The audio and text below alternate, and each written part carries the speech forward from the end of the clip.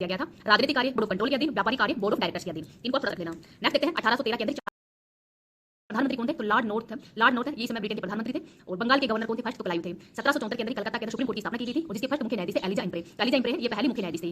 बंगाल के गवर्नर जो जनरल है, इसके कार्यकारिणी के अंदर 4 सदस्य थे। तो कितने सदस्य थे? तो 4 सदस्य थे। नेक्स्ट देखते हैं पिट्स इंडिया एक्ट, ये 1784 के अंदर आया था और इस समय ब्रिटेन के प्रधानमंत्री थे विलियम पिट। और इसके अंदर कार्य को अलग अलग कर दिया गया था। राजनीतिक कार्य तो बोर्ड ऑफ कंट्रोल के अधीन बीओसी के अधीन कर दिया गया था और व्यापारिक कार्यों को बोर्ड ऑफ डायरेक्टर्स यानी बीओडी के अधीन कर दिया गया था। तो पिट्स इंडिया एक्ट जो 1784 के अंदर आया था, इसमें कार्यों को अलग अलग कर दिया गया था। राजनीतिक कार्य बोर्ड ऑफ कंट्रोल के अधीन, व्यापारिक कार्य बोर्ड ऑफ डायरेक्टर्स के अधीन। इनको थोड़ा सा याद रख लेना। नेक्स्ट देखते हैं 1813 के अंदर चार्टर एक्ट आया था और इसके अंतर्गत शिक्षा के लिए 1 लाख रुपए का प्रावधान किया गया था। और चीनी तथा चाय को छोड़कर जो ईस्ट इंडिया कंपनी है उसके व्यापारिक एकाधिकार को समाप्त कर दिया गया था। ईसाई मशीनरियों को जो धर्म प्रचार की अनुमति भी 1813 के चार्टर एक्ट के अंतर्गत दी गई थी। तो महत्वपूर्ण पॉइंट है, इनको आप याद रख लेना। 1833 का चार्टर एक्ट 20 साल बाद में आया था और इसमें बंगाल का जो गवर्नर है, गवर्नर जनरल, इसको भारत का गवर्नर जनरल बना दिया गया था। फर्स्ट कौन थे गवर्नर जनरल? तो विलियम बेंटिंग थे। और जो कंपनी का जो ईस्ट इंडिया कंपनी है व्यापारिक एकाधिकार को समाप्त कर दिया गया था। विधि आयोग की स्थापना की गई थी और पहले विधि आयोग के हेड कौन थे? तो मेघालय थे। दास प्रथा समाप्त कर दी गई थी 1843 के अंदर एलिन बरो उन्मूलन के तहत। एलिन बरो के समय ही ये दास प्रथा इसको समाप्त कर दिया गया था। 1853 का चार्टर एक्ट, तो इसमें सिविल सेवा जो खुली प्रतियोगिता है इसके आयोजन की शुरुआत की गई थी। 1857 की क्रांति है वो भी किसके समय हुई थी? तो 1853 के चार्टर एक्ट के अंतर्गत थी और इस समय ईस्ट इंडिया कंपनी का जो शासन है वो समाप्त कर दिया गया था। तो अब जो ईस्ट इंडिया कंपनी है उसके हाथों में शासन नहीं था। शासन एक्ट 1858, तो महारानी विक्टोरिया थी उसके द्वारा घोषणा की गई थी। उस घोषणा को कैनिंग के द्वारा सुनाया गया था 1 नवंबर 1858 को ही। और इसके द्वारा कहा गया है कि जो ईस्ट इंडिया कंपनी का शासन है अब वो क्राउन के हाथों में आ गया है और गवर्नर जनरल के पद को वाइसराय बना दिया गया था। और भारत के फर्स्ट वाइसराय कौन थे? तो कैनिंग थे। भारत परिषद का गठन किया गया था और इसमें भारत सचिव पद का भी गठन किया गया था जिसमें 15 सदस्य थे। मुगल सम्राट का पद उसको समाप्त कर दिया गया था और बोर्ड ऑफ डायरेक्टर्स और बोर्ड ऑफ कंट्रोल जो पिट्स इंडिया एक्ट 1784 के अंदर बनाया गया था, इन दोनों को समाप्त कर दिया गया था। तो पिट्स इंडिया एक्ट 1784 के अंदर बनाया गया था, बोर्ड ऑफ डायरेक्टर्स और बोर्ड ऑफ कंट्रोल इन दोनों को समाप्त कर दिया गया था। तो कब किया गया है? भारत शासन एक्ट 1858 के अंदर ही। बंगाल के फर्स्ट गवर्नर कौन थे? क्लाइव थे। और बंगाल के फर्स्ट गवर्नर जनरल तो वॉरेन हेस्टिंग थे। भारत के first governor general William Bentinck थे और भारत के पहले वाइसरॉय कौन थे? तो कैनिंग थे। तो इनका नाम थोड़ा सा याद रख लेना। 1861 का भारत शासन एक्ट, तो जेम्स विल्सन के द्वारा ही बजट प्रस्ताव किया गया था पहली बार। विभागीय प्रणाली जो पोर्टफोलियो सिस्टम है वो भी लागू किया गया था और आदेश जारी करने की शक्ति भी कौन से एक्ट से आती है? तो भारत 1861 के भारत शासन एक्ट के अंतर्गत आती है। इनको भी आप याद रख लेना। 1892 का भारत शासन एक्ट प्रत्यक्ष निर्वाचन प्रणाली है वो किनसे ली गई थी? 1892 के अंदर एक्ट के अंतर्गत शुरू की गई है। 1909 का एक्ट मार्ले मिंटो एक्ट, तो इसमें मार्ले तो भारत सचिव थे, मिंटो वाइसरॉय थे और सांप्रदायिक आधार पर निर्वाचन प्रणाली की शुरुआत है 1909 के एक्ट के तहत की गई है। कार्यकारिणी के अंदर शामिल पहले भारतीय कौन थे? तो सचिंद्र सिन्हा थे, विधि सदस्य। मिंटो ने कहा कि हम नाक के दांत बोरे हैं और इसका फल भीषण होगा। तो कौन से एक्ट में कहा था? ये कहा था 1909 के एक्ट के अंदर ही। बजट के अंदर जो पूरा प्रश्न पूछने का अधिकार भी 1909 के एक्ट के तहत दिया गया था और गांधी जी ने इस एक्ट को सर्वनाश करने वाला अधिनियम कहा है। 1919 का एक्ट मोंटेग्यू चेम्सफोर्ड एक्ट भी कहते हैं इसको और इस समय भारत सचिव थे मोंटेग्यू, चेम्सफोर्ड थे वाइसरॉय। तो प्रांतों में द्वैत शासन की शुरुआत की गई थी और इसमें दो विषय दो भागों में स्थानांतरित किए गए थे। आरक्षित विषय जैसे कार्यकारिणी परिषद के अंदर आय, राजस्व, वित्त और स्थानांतरित विषय व्यय, शिक्षा, स्वास्थ्य, इन सबको स्थानांतरित व्यय के अंतर्गत शामिल कर लिया गया था। केंद्र में द्विसदनात्मक प्रणाली शुरू की गई थी, राज्य परिषद और केंद्रीय विधानसभा। तो राज्य परिषद के अंदर 60 सदस्य थे 5 साल के लिए, जबकि केंद्रीय विधानसभा के अंदर 145 सदस्य थे 3 वर्ष के लिए। लोक सेवा आयोग के गठन की सिफारिश भी इस एक्ट के अंतर्गत की गई है और ली आयोग की सिफारिश पर ही 1926 के अंदर यूपीएससी की स्थापना की गई थी। फर्स्ट अध्यक्ष थे सर रोज बर्गर और वर्तमान में यूपीएससी के अध्यक्ष कौन है? तो अजय कुमार है। डॉक्टर अजय कुमार है, वर्तमान में यूपीएससी के हेड है। महिलाओं को पहली बार वोट देने का अधिकार है वो भी 1919 एक्ट के तहत दिया गया था और 10 वर्ष बाद की समीक्षा के लिए ही 1921 के अंदर 10 वर्ष बाद समीक्षा के लिए इसके लिए क्या बना था? आयोग भी बना था। तो 27 के अंदर साइमन कमीशन है, ये भारत आया था और भारत में 1928 के अंदर बॉम्बे में आया था। इसमें 7 सदस्य थे और सभी अंग्रेज थे। तो लाला लाजपत राय के द्वारा भी इसको साइमन गो बैक के नारा दिया गया था और इसी समय लाठीचार्ज लाला लाजपत राय पे अंग्रेजों के द्वारा लाठीचार्ज करने पर इनकी हत्या भी हो गई थी। 1935 का एक्ट वेरी इंपोर्टेंट है, संविधान पर सबसे ज्यादा प्रभाव है 1935 के एक्ट का ही पड़ा है और प्रांतों में द्वैत शासन इसको समाप्त कर दिया गया था, प्रांतीय स्वायत्तता दे दी गई थी और केंद्र में द्वैत शासन है उसकी शुरुआत की गई थी। तो आपसे पूछ सकते हैं कि जो प्रांतों के अंदर द्वैत शासन है वो कब समाप्त किया गया था? 1935 के एक्ट के तहत ही और केंद्र में द्वैत शासन की शुरुआत ये 1935 के एक्ट के तहत की गई है। अवशिष्ट शक्तियां केंद्र को दे दी गई थी। प्रस्तावना विहीन एक्ट था, अखिल भारतीय महासंघ का निर्माण है उसकी बात की थी और फेडरल कोर्ट की स्थापना 1937 के अंदर ही। जो मुख्य न्यायाधीश थे सर मोरेस गवेरियर थे और 2 भारतीय थे इसमें जैकब और सुल्तान। तो फेडरल कोर्ट के अंदर ही पहले मुख्य न्यायाधीश कौन थे? सर मोरेस गवेरियर थे और 2 भारतीय सदस्य थे जैकब और सुल्तान। आरबीआई की स्थापना यंग रिटर्न आयोग की सिफारिश पर की गई थी 1934 का एक्ट है 1 अप्रैल 1935 को स्थापना की गई थी। फर्स्ट गवर्नर कौन थे? तो सर ओस्बोर्न स्मिथ थे। सूचियां तो 3 सूचियों के अंदर बांटा गया था, संघ सूची, राज्य सूची और प्रांतीय सम्मति सूची। संघ सूची के अंदर 59 विषय थे, राज्य सूची में 36 विषय थे और सम्मति सूची के अंदर 54 विषय थे। वर्मा को भारत से अलग कर दिया गया था और भारत परिषद है इसका अंत कर दिया गया था। 1 अप्रैल 1937 को लागू हुआ है। अखिल भारतीय महासंघ की स्थापना भी इसी एक्ट के तहत की गई थी और फेडरल कोर्ट की स्थापना 1937 में की गई थी। जवाहरलाल नेहरू ने इस एक्ट को ऐसी कार जिसमें ब्रेक तो है लेकिन इंजन नहीं है, तो किसके द्वारा कहा गया है? जवाहरलाल नेहरू के द्वारा 1935 के एक्ट के बारे में कहा गया है कि ये ऐसी कार है जिसमें ब्रेक तो है लेकिन इंजन नहीं है। इस संविधान के निर्माण की पृष्ठभूमि देखते हैं। संविधान सभा के गठन का सर्वप्रथम विचार है 1934 के अंदर ही वामपंथी नेता एम एन रॉय के द्वारा दिया गया था। 1934 के अंदर स्वराज पार्टी के द्वारा संविधान सभा के गठन का प्रस्ताव रखा गया था। 1935 में कांग्रेस ने रखा था। 1938 के अंदर पंडित जवाहरलाल नेहरू के द्वारा वैश्विक मताधिकार के आधार पर ही संविधान के निर्माण की बात कही थी। 1940 के अंदर अगस्त प्रस्ताव में बात कही गई थी और 1942 के अंदर Cripps mission sir Stewart Cripps है ये भारत आए थे और इन्होंने मुस्लिम लीग है मतलब जो क्रिप्स मिशन जो भारत आए थे तो इन्होंने संविधान निर्माण की बात की थी तो मुस्लिम लीग के द्वारा स्वीकार कर दिया गया था और महात्मा गांधी ने इसको डोमिनियन राजा गांधी जी ने इसको पोस्ट डेटेड चेक भी कहा है। तो अंग्रेजों ने कहा कि आपको डोमिनियन जो राज्य है इसका दर्जा दे दिया जाएगा लेकिन गांधी जी के द्वारा इसको पोस्ट डेटेड चेक कहा है। तो किनके द्वारा कहा गया था? गांधी जी के द्वारा। संविधान सभा का गठन तो कैबिनेट मिशन 1940 के अंदर ही भारत आया था। 3 इसमें Lord Patrick Lawrence, sir staves और एवी अलेक्जेंडर। तो पैट्रिक लॉरेंस ये इसके अध्यक्ष थे और इन्होंने कहा कि 10 लाख की जनसंख्या पर एक सीट है वो डिवाइड की जाएगी। तो 389 सीट है वो दी गई थी जिसमें कि 296 सीटें तो ब्रिटिश सरकार जो प्रत्येक शासन जिन ब्रिटिश सरकार जो प्रत्येष शासन के अंदर थे उनको 296 सीटें दी गई थी। 93 सीटें देसी रियासतों को दी गई थी। 296 में भी 292 सदस्यों का चयन तो ब्रिटिश भारत गवर्नर के अधीन 11 प्रांतों में किया जाएगा, जबकि 4 का चयन दिल्ली, अजमेर, मारवाड़, कुर्ग, ब्रिटिश बलूचिस्तान क्षेत्र है इनसे 4 का चयन किया जाएगा। चुनाव एकल संक्रमण मत के माध्यम से समानुपातिक प्रतिनिधित्व के आधार पर किया जाएगा। 296 सीट पर चुनाव जुलाई अगस्त 1940 के अंदर हुआ था जिसमें कांग्रेस ने 207 सीटें जीती थी, मुस्लिम लीग ने 73 सीट जीती थी और अन्य ने 15 सीट जीती है। तो कांग्रेस कांग्रेस को कितनी सीट मिली थी 207, मुस्लिम लीग को 73 सीट मिली थी और अन्य को कितनी मिली थी 15 सीट मिली थी। विधानसभा में कुल महिलाएं कितनी थी तो 15 थी। सरोजिनी नायडू ये कांग्रेस की पहली महिला भारतीय अध्यक्ष मतलब कांग्रेस की फर्स्ट महिला अध्यक्ष थी। उत्तर प्रदेश की पहली महिला राज्यपाल भी है। इनकी बुक का नाम है द गोल्डन थ्रेशोल्ड। 13 फरवरी को राष्ट्रीय महिला दिवस भी इनकी जयंती पर मनाया जाता है। और ये कांग्रेस की पहली महिला अध्यक्ष कौन थी वैसे तो एनवीसीएम थी, लेकिन कांग्रेस की पहली भारतीय महिला अध्यक्ष कौन थी वो सरोजिनी नायडू थी। जयलक्ष्मी पंडित यूएन महासभा केंद्र विश्व की पहली महिला अध्यक्ष थी। सुचिता कृपलानी उत्तर प्रदेश की पहली महिला सीएम थी। एनी मस्क्रीन ये त्रावणकोर केरल की रहने वाली थी। रेणुका रे पश्चिम बंगाल की। अम्मू स्वामीनाथन मद्रास की थी और राजकुमार अमरकोर ये उत्तर प्रदेश की थी और पहली कैबिनेट महिला मंत्री थी।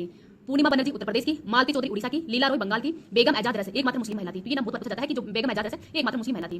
दक्षिणायनी बेला युदान ये मद्रास की थी। दुर्गाबाई देशमुख और हंसा मेहता ये मुंबई की थी और दुर्गाबाई देशमुख मद्रास की। कमला चौधरी तो ये 15 महिलाएं थी। महिलाओं का नाम सबका नाम तो नहीं लेकिन इंपोर्टेंट नाम है, जैसे राजकुमारी अमरकोर है ये इंपोर्टेंट नाम है। बेगम एजाज रसूल है। एनी मस्क्रीन है। अम्मू स्वामीनाथन है ये इंपोर्टेंट नाम है, इनको थोड़ा सा याद रख लेना। महात्मा गांधी ने संविधान महात्मा गांधी है वो संविधान सभा के सदस्य वो नहीं थे। संविधान सभा की पहली बैठक हुई थी 9 दिसंबर 1946 को और संविधान सभा की फर्स्ट बैठक हुई थी। इसका प्रस्ताव जेपी कृपलानी के द्वारा दिया गया था। अस्थायी अध्यक्ष कौन थे? सचिदानंद सिन्हा थे और हैदराबाद रियासत इस समय इसका भाग नहीं था। उपसभापति कौन थे? फ्रैंक एथनी वो उपसभापति थे। और 11 दिसंबर 1946 को फर्स्ट स्थायी अध्यक्ष कौन बने थे? डॉक्टर राजेंद्र प्रसाद बने थे थर्ड बैठक के अंदर। और उपाध्यक्ष कौन थे? एससी मुखर्जी थे। संवैधानिक सलाहकार कौन थे? बीएन राव थे।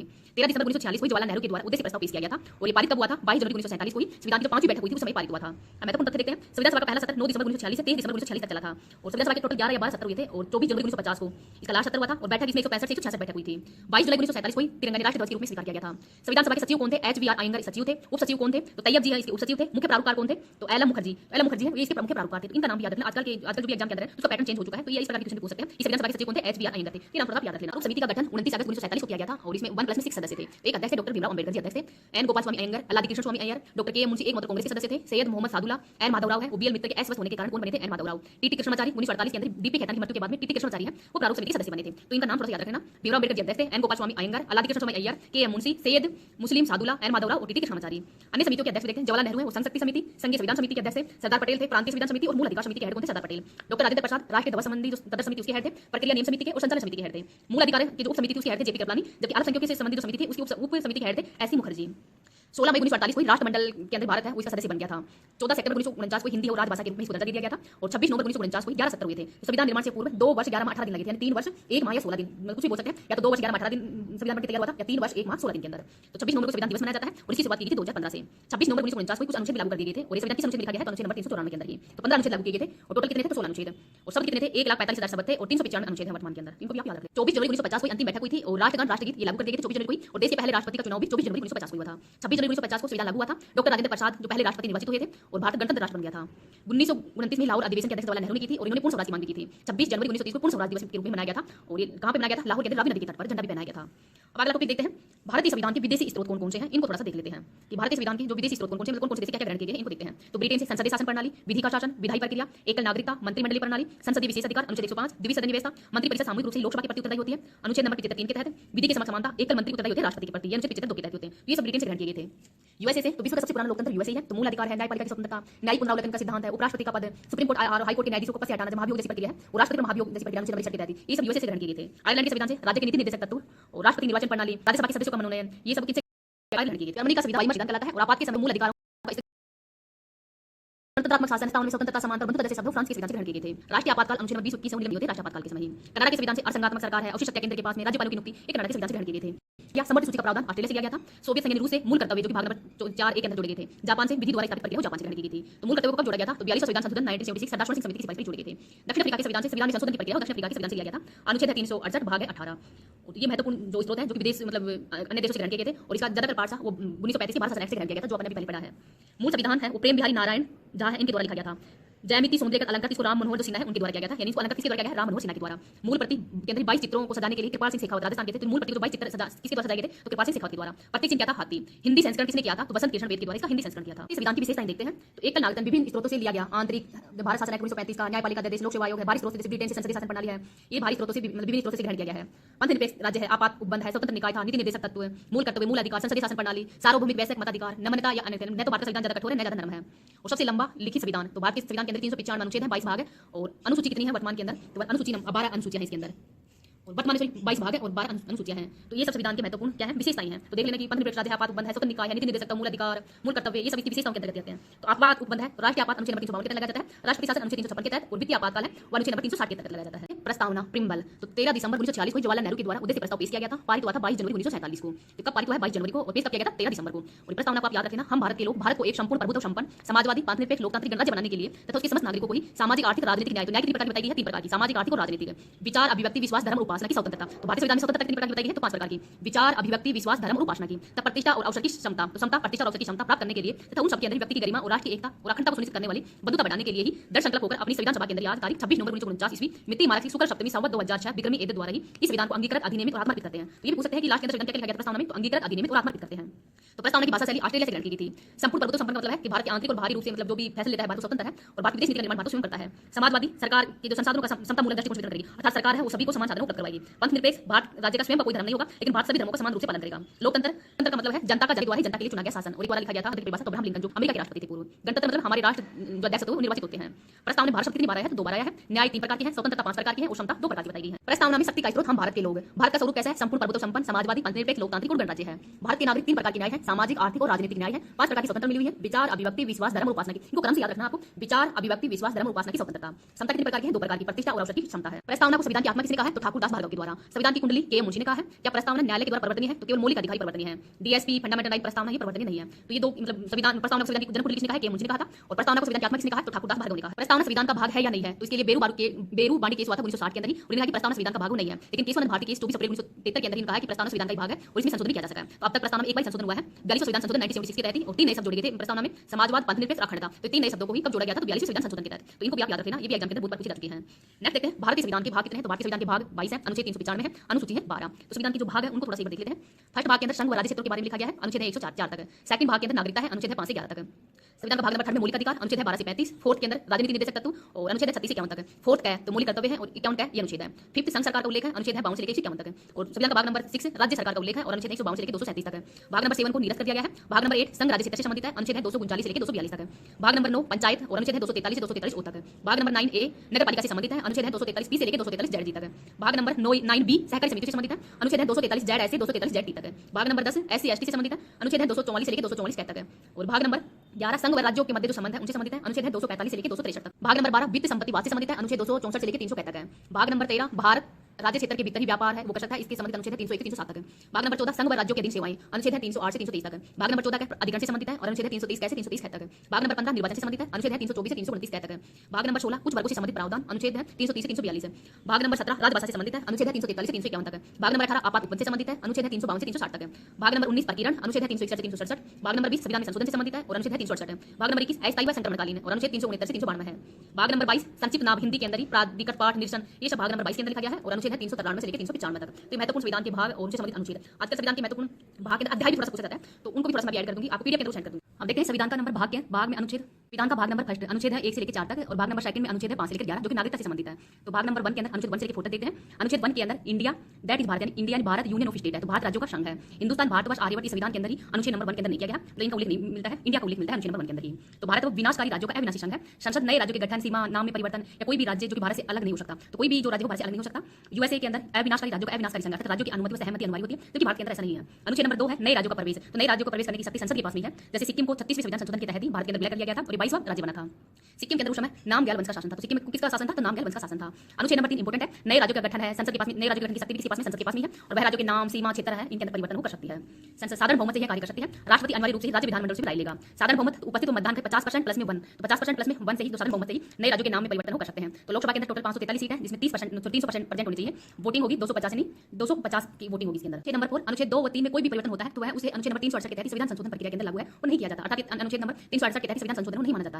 अखंड भारत का निर्माण, तो कैबिनेट मिशन ये अलग पाकिस्तान की मांग है, वो लेके थे लेकिन इसको रिजेक्ट कर दिया था कैबिनेट मिशन के द्वारा ही। 16 अगस्त 1946 को प्रत्यक्ष कार्रवाई दिवस के रूप में मनाया गया था। माउंटबेटन योजना 3 जून 1947 को आई थी, जिसमें भारत और पाकिस्तान 2 राज्यों की परिकल्पना की गई थी। 565 टोटल रियासतें थी और जो कि भारत में शामिल हो सकती है, पाकिस्तान में शामिल हो सकती है, स्वतंत्र रह सकती है। तो रियासती विभाग के हेड थे सरदार वल्लभ भाई पटेल और उन्होंने गाजर एंड स्टिक की नीति अपनाई थी। तो 562 रियासत है वो तो भारत में शामिल हो गई थी, लेकिन 3 रियासत हैदराबाद, जूनागढ़ और जम्मू कश्मीर ये स्वतंत्र रहना चाहती थी। तो हैदराबाद का विलय ऑपरेशन पोलो के तहत 1948 के अंदर भारत में विलय किया गया था। जूनागढ़ का जन्म संग्रह के आधार पर विलय किया गया था और जम्मू कश्मीर का विलय पत्र पर हस्ताक्षर करके, और उस समय जम्मू कश्मीर के राजा कौन थे? तो राजा हरि सिंह थे। नेक्स्ट देखते हैं आजादी के बाद में भाषाई आधार पर नए राज्यों की मांग उठने लगी थी तो उसके लिए एस के आधार आयोग बना था 1947 के अंदर और इसने रिपोर्ट दी थी 1948 के अंदर। तो भाषा के आधार पर राज्यों का निर्माण नहीं होना चाहिए ये इस रिपोर्ट ने कहा था। लेकिन तेलुगु भाषा के आधार पर नए राज्यों की मांग उसके लिए तीव्र मांग है वो उठ गई थी और 1952 के अंदर ही पोट्टी श्री रामल्लू है उन्होंने अनशन के कारण की मृत्यु हो गई थी और ये तेलुगु भाषा के आधार पर अलग राज्य की मांग कर रहे थे इनकी मृत्यु हो गई थी अनशन के कारण। अक्टूबर 1953 को तेलुगु भाषा के नाम पर आंध्र प्रदेश ने राज्य की स्थापना की थी और ये भाषा के आधार पर बनने वाला पहला राज्य था। राज्य पुनर्गठन आयोग 1953 में बना था। 3 सदस्य थे, फजल अली अध्यक्ष थे, के एम पणिकर और हरदेनाथ कुंजरू। तो इन्होंने कहा कि भाषा के आधार पर नए राज्य बन सकते हैं और राज्य पुनर्गठन अधिनियम 1956 के अंदर आया था। 7वां संविधान संशोधन 1956 के अंदर और इसके अंतर्गत बाद में 14 राज्य थे और 6 केंद्र शासित प्रदेश थे। तो 1 मई 1960 को ही बंबई से अलग होकर मराठी भाषा के आधार पर महाराष्ट्र और गुजराती भाषा के आधार पर गुजरात ये 15वां राज्य बना था। 1 दिसंबर 1963 को असम से अलग होकर नागालैंड 16वां राज्य बना था। 1 नवंबर 1966 को ही पंजाब से अलग होकर सिख से पंजाबी, हिंदी से हरियाणवी और यूपी चंडीगढ़ 17वां राज्य कौन सा बन गया था तो हरियाणा। 25 जनवरी 1971 को हिमाचल प्रदेश है वो यूपी से राज्य का दर्जा दिया गया था तो 18वां बना था हिमाचल प्रदेश। 21 जनवरी 1972 को ही असम से अलग होकर मेघालय, त्रिपुरा और मणिपुर तो मेघालय 19वां राज्य था, त्रिपुरा 20वां राज्य था और मणिपुर 21वां राज्य बना था 1972 के अंदर। 16 मई 1975 को ही सिक्किम को भारत के अंदर शामिल कर लिया गया था। 36वां संविधान संशोधन 1975 के तहत और 22वां राज्य बना था। 20 फरवरी 1987 को ही असम से अलग होकर मिजोरम और अरुणाचल प्रदेश नए राज्य बने थे तो मिजोरम बना था 23वां, अरुणाचल प्रदेश बना था 24वां। 30 मई 1987 को ही गोवा को यूपी से राज्य का दर्जा दिया गया था 56वें संविधान संशोधन के तहत और 25वां राज्य बन गया था। तो गोवा को 1961 के अंदर ही ऑपरेशन विजय द्वारा पुर्तगालियों से स्वतंत्र करके भारत का केंद्र शासित प्रदेश बना दिया गया था। लेकिन 56वें संविधान संशोधन के तहत 1987 में इसको यूपी से राज्य का दर्जा दिया गया था। नवंबर 2000 को छत्तीसगढ़ मध्य प्रदेश से अलग होकर 26वां राज्य बना था। 9 नवंबर 2000 को उत्तराखंड उत्तर प्रदेश से अलग होकर 27वां राज्य बना था और 15 नवंबर 2000 को झारखंड बिहार से अलग होकर 28वां राज्य बना था। तो इसमें 28 राज्य और 7 यूटी थी। लेकिन 2 जून 2014 को आंध्र प्रदेश से अलग होकर तेलंगाना 29वां राज्य बना था। तो वर्तमान के अंदर 29 राज्य और 7 यूटी थे। लेकिन 31 अक्टूबर 2019 को जम्मू कश्मीर राज्य से 2 यूटी बन गए थे, जम्मू एंड लद्दाख। तो वर्तमान में है 28 राज्य और 9 यूटी हैं। 26 जनवरी 2020 को दादरा नगर हवेली और दमन दीव इन दोनों को ही संयुक्त रूप से 1 यूटी बना दिया गया है। तो फिर से 28 राज्य और 8 यूटी बन गए। तो वर्तमान में एट प्रेजेंट में देखें तो वर्तमान में 28 राज्य हैं और 8 केंद्र शासित प्रदेश हैं। नेक्स्ट देखते हैं क्षेत्रीय परिषद रीजनल काउंसिल। इनकी स्थापना राज्य पुनर्गठन अधिनियम 1956 के तहत राष्ट्रीय द्वारा किया जाता है। अध्यक्ष गृहमंत्री होते हैं और वर्तमान में गृहमंत्री अमित शाह। तो ये रीजनल परिषद कौन सी है देख लेते हैं। नॉर्थ, साउथ, ईस्ट, वेस्ट एक नॉर्थ ईस्ट है। तो नॉर्थ का हेडक्वार्टर दिल्ली में है, साउथ का चेन्नई के अंदर है और ईस्ट वेस्ट का है मुंबई के अंदर, ईस्ट का है कोलकाता के अंदर और मध्य का है प्रयागराज में और नॉर्थ ईस्ट का है शिलोंग के अंदर और 1971 एक्ट के तहत बनी थी। तो वर्तमान उत्तर पूर्वी जो परिषद है कितने सदस्य हैं 8 हैं, पहले 7 थे। तो 2003 के अंदर सिक्किम को भी शामिल कर लिया गया था। इसमें नाम परिवर्तन देखते हैं। पहले संयुक्त प्रांत था 1950 के अंदर इसका नाम उत्तर प्रदेश हो गया है। मद्रास का नाम 1969 के अंदर तमिलनाडु वर्तमान तमिलनाडु है। मैसूर का नाम पहले मैसूर था 1953 में इसका नाम कर्नाटक कर दिया गया है और उत्तरांचल है पहले उत्तरांचल नाम था 2007 में इसका नाम उत्तराखंड हो गया है। उड़ीसा और इसका 2011 में नाम ओडिशा कर दिया गया था। तो हाल में केरल सरकार ने केरल राज्य का नाम केरल प्रस्ताव किया है लेकिन अभी संसद ने इसमें पारित नहीं किया था। इसी प्रकार से जो पश्चिम बंगाल है उसका नाम चेंज करने के लिए उसने भी मतलब प्रस्ताव पारित किया था लेकिन संसद के द्वारा उसको पारित नहीं किया गया था। नेक्स्ट देखते हैं संविधान का भाग नंबर 2 नागरिकता से संबंधित है। अनुच्छेद है 5 से लेकर 11 तक। तो ये लागू हुआ था 26 नवंबर 1949 को लागू हो गया था। एक नागरिकता भारत कैसी नागरिकता ग्रहण करा था तो एक नागरिकता है ब्रिटेन से ग्रहण की गई थी। तो अनुच्छेद नंबर 5 के अंदर संविधान के निर्माण के समय कौन नागरिक होंगे भारत के। संविधान के प्रारंभ में जो भारत के अंदर रहते थे वो भारत के नागरिक होंगे, इसका उल्लेख अनुच्छेद नंबर 5 में किया गया है। अनुच्छेद नंबर 6 के अंदर पाकिस्तान से भारत आए व्यक्ति है वो भारत के नागरिक होंगे। अनुच्छेद नंबर 9 विदेश की नागरिकता ग्रहण करने पर ही भारतीय नागरिकता वो अपने आप ही समाप्त हो जाएगी। अनुच्छेद नंबर 11 संसद नागरिकता संबंधी जो विधि निर्माण का काम किसके पास में है तो संसद के पास में है। संसद नागरिकता एक्ट 1955। तो भारत में नागरिकता के 5 तरीके हैं। जन्म के आधार पर भारतीय नागरिकता प्राप्त कर सकते हैं, वंश के आधार पर, पंजीकरण के द्वारा या देशीकरण के आधार पर या भूमि अर्जन के आधार पर। तो 5 तरीके से भारतीय नागरिकता है वो ग्रहण कर सकते हैं। तो पंजीकरण के द्वारा पति भारतीय हो पत्नी विदेशी हो तो 5 साल तक उनको भारत के अंदर निवास करना पड़ेगा। जैसे सोनिया गांधी लिखी थी। नागरिकता अधिनियम 1955 तो इसमें संशोधन किया गया था 2019 के अंदर ही। सिटीजनशिप अमेंडमेंट एक्ट आया था 2019 के अंदर लागू हुआ था 10 जनवरी 2020 को। तो 31 जनवरी 2014 से पहले बांग्लादेश, अफगानिस्तान और पाकिस्तान से भारत आए अलग संख्या हिंदू, सिख, बौद्ध, पारसी, ईसाई हैं वो अवैध प्रवासी नहीं माने जाएंगे। उनके लिए निवास की शर्त 11 साल की बजाय 5 साल कर दी गई थी। अगला टॉपिक देखते हैं इंपोर्टेंट है मौलिक अधिकार और संविधान के भाग नंबर 3 में उल्लेख किया गया है। अनुच्छेद है 12 से लेकर 35 तक। तो यूएसए से ग्रहण किए गए हैं। मूल संविधान के अंदर 7 मौलिक अधिकार थे लेकिन वर्तमान में 6 मौलिक अधिकार हैं। 24वें संविधान संशोधन 1978 के तहत संपत्ति के अधिकार को अनुच्छेद नंबर 300 के अंतर्गत विधिक अधिकार में शामिल कर लिया गया है। तो भाग नंबर 3 को संविधान का मैग्ना कार्टा भी कहा जाता है और संविधान का मैग्ना कार्टा किसने कहा था तो संविधान का मैग्ना कार्टा किसको कहा जाता है तो ये भाग नंबर 3 को कहा जाता है।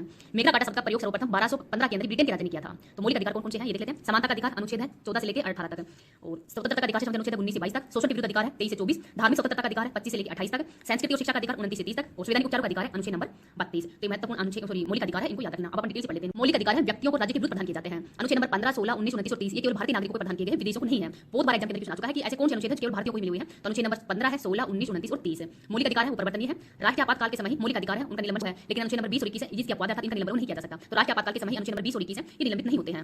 अनुच्छेद नंबर 12 के अंदर राज्य की परिभाषा दी गई है। अनुच्छेद नंबर 13 अगर संसद द्वारा बनाए गए कानून से मौलिक अधिकार का उल्लंघन होता है तो न्यायालय उस कानून या विधि को शून्य कर सकता है। अच्छा न्यायिक पुनरावलोकन हो न्यायिक पुनरावलोकन की प्रक्रिया कहां से ग्रहण की गई थी यूएसए से ग्रहण की गई थी। समता का अधिकार अनुच्छेद 14 से लेकर 18 तक है। तो अनुच्छेद नंबर 14 के अंदर विधि के समक्ष समानता ये ब्रिटेन से ग्रहण की गई है और विधि के समान संरक्षण ये यूएसए से ग्रहण की गई है। अर्थात समान परिस्थितियों में समान व्यवहार और असमान परिस्थितियों में असमान व्यवहार। वही विधि के समक्ष समानता का मतलब है कानून के समक्ष सभी समान है अर्थात इसमें कोई परिस्थिति नहीं देखी जाती है, कानून के समक्ष सभी है वो समान होते हैं। तो ब्रिटेन से ग्रहण की गई थी। अनुच्छेद नंबर 15 तो अनुच्छेद नंबर 15 है ये केवल भारतीयों के लिए है और अनुच्छेद 15(1) के अंदर ही राज्य नागरिकों के साथ ही धर्म, जाति, वंश और लिंग तथा जन्म स्थान के आधार पर कोई भेदभाव नहीं करेगा। इनका क्रम याद रखना कि राज्य है किसके आधार पर भेदभाव नहीं करेगा तो धर्म, जाति, वंश, लिंग और जन्म स्थान के आधार पर। अनुच्छेद नंबर 15(3) राज्य महिलाओं और बच्चों के लिए विशेष प्रावधान भी कर सकता है। अनुच्छेद नंबर 15(4) SC ST के लिए विशेष प्रावधान कर सकता है। अनुच्छेद नंबर 15(6) 103वां संविधान संशोधन 2019 द्वारा जो शैक्षणिक संस्थानों के लिए ईडब्ल्यूएस के लिए 10% आरक्षण उपलब्ध करवाने के लिए कौन सा अनुच्छेद जोड़ा गया था तो अनुच्छेद नंबर 15(6) जोड़ा गया था। नंबर 16 लोक नियोजन में समान अवसर तो इसका आधार 1 प्लस में 6 यानी 7 धर्म, जाति, वंश, लिंग, जन्मस्थान, निवास और उद्गम के आधार पर। 6 तो किसमें थे तो ये तो अनुच्छेद नंबर 15 के अंदर ही दे रखे थे लेकिन इसमें 7 दे रखे थे धर्म, जाति, वंश, लिंग, जन्मस्थान, निवास और उद्गम के आधार पर ही कोई भेदभाव नहीं किया जाएगा। अनुच्छेद नंबर 16(3) के अंदर राज्य अपने यहाँ भर्तियों व निवास की शर्तें रख सकता है। अनुच्छेद नंबर 16(4) सरकार समाज पिछड़े लोग तथा जिनका सरकारी नौकरियों के अंदर अपर्याप्त प्रतिनिधित्व है उनके लिए आरक्षण का प्रावधान भी कर सकती है।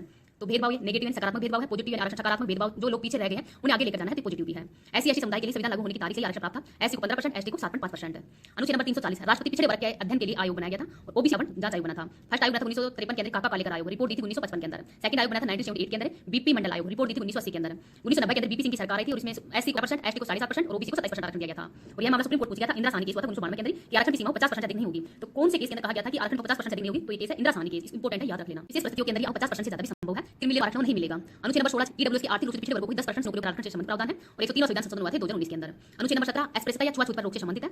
SC ST के विरुद्ध अत्याचार को रोकने के लिए ये अनुच्छेद जोड़ा गया था। अनुसूचित जाति जनजातियों के अत्याचार निवारण एक्ट 1989 में बना था। अनुच्छेद नंबर 18 उपाधियों का अंत, तो सैन्य व शिक्षा के अलावा सभी उपाधियों को समाप्त किया जा सकता है, मतलब और उपाधियों उन्हें कर सकते हैं। पद्म पुरस्कार की शुरुआत 1952 में की गई थी, ये कोई उपाधि नहीं है। और स्वतंत्रता का अधिकार अनुच्छेद 19 तक है। तो अनुच्छेद नंबर 19 के अंदर अभिव्यक्ति व अन्य स्वतंत्रता दी गई है। तो 19(1) के अंदर 6 प्रकार की स्वतंत्रता दी गई है, पहले 7 ही वर्तमान में 6 है। तो 19(1) के अंदर भाषण व अभिव्यक्ति स्वतंत्रता है। अनुच्छेद नंबर 19(1) के अंदर शांतिपूर्ण हथियार रहित सम्मेलन का अधिकार है। अनुच्छेद नंबर 19(1) के अंदर संगम सहकारी समिति बनाने का अधिकार है और ये 97 संविधान संशोधन 2011 में जोड़ा गया था।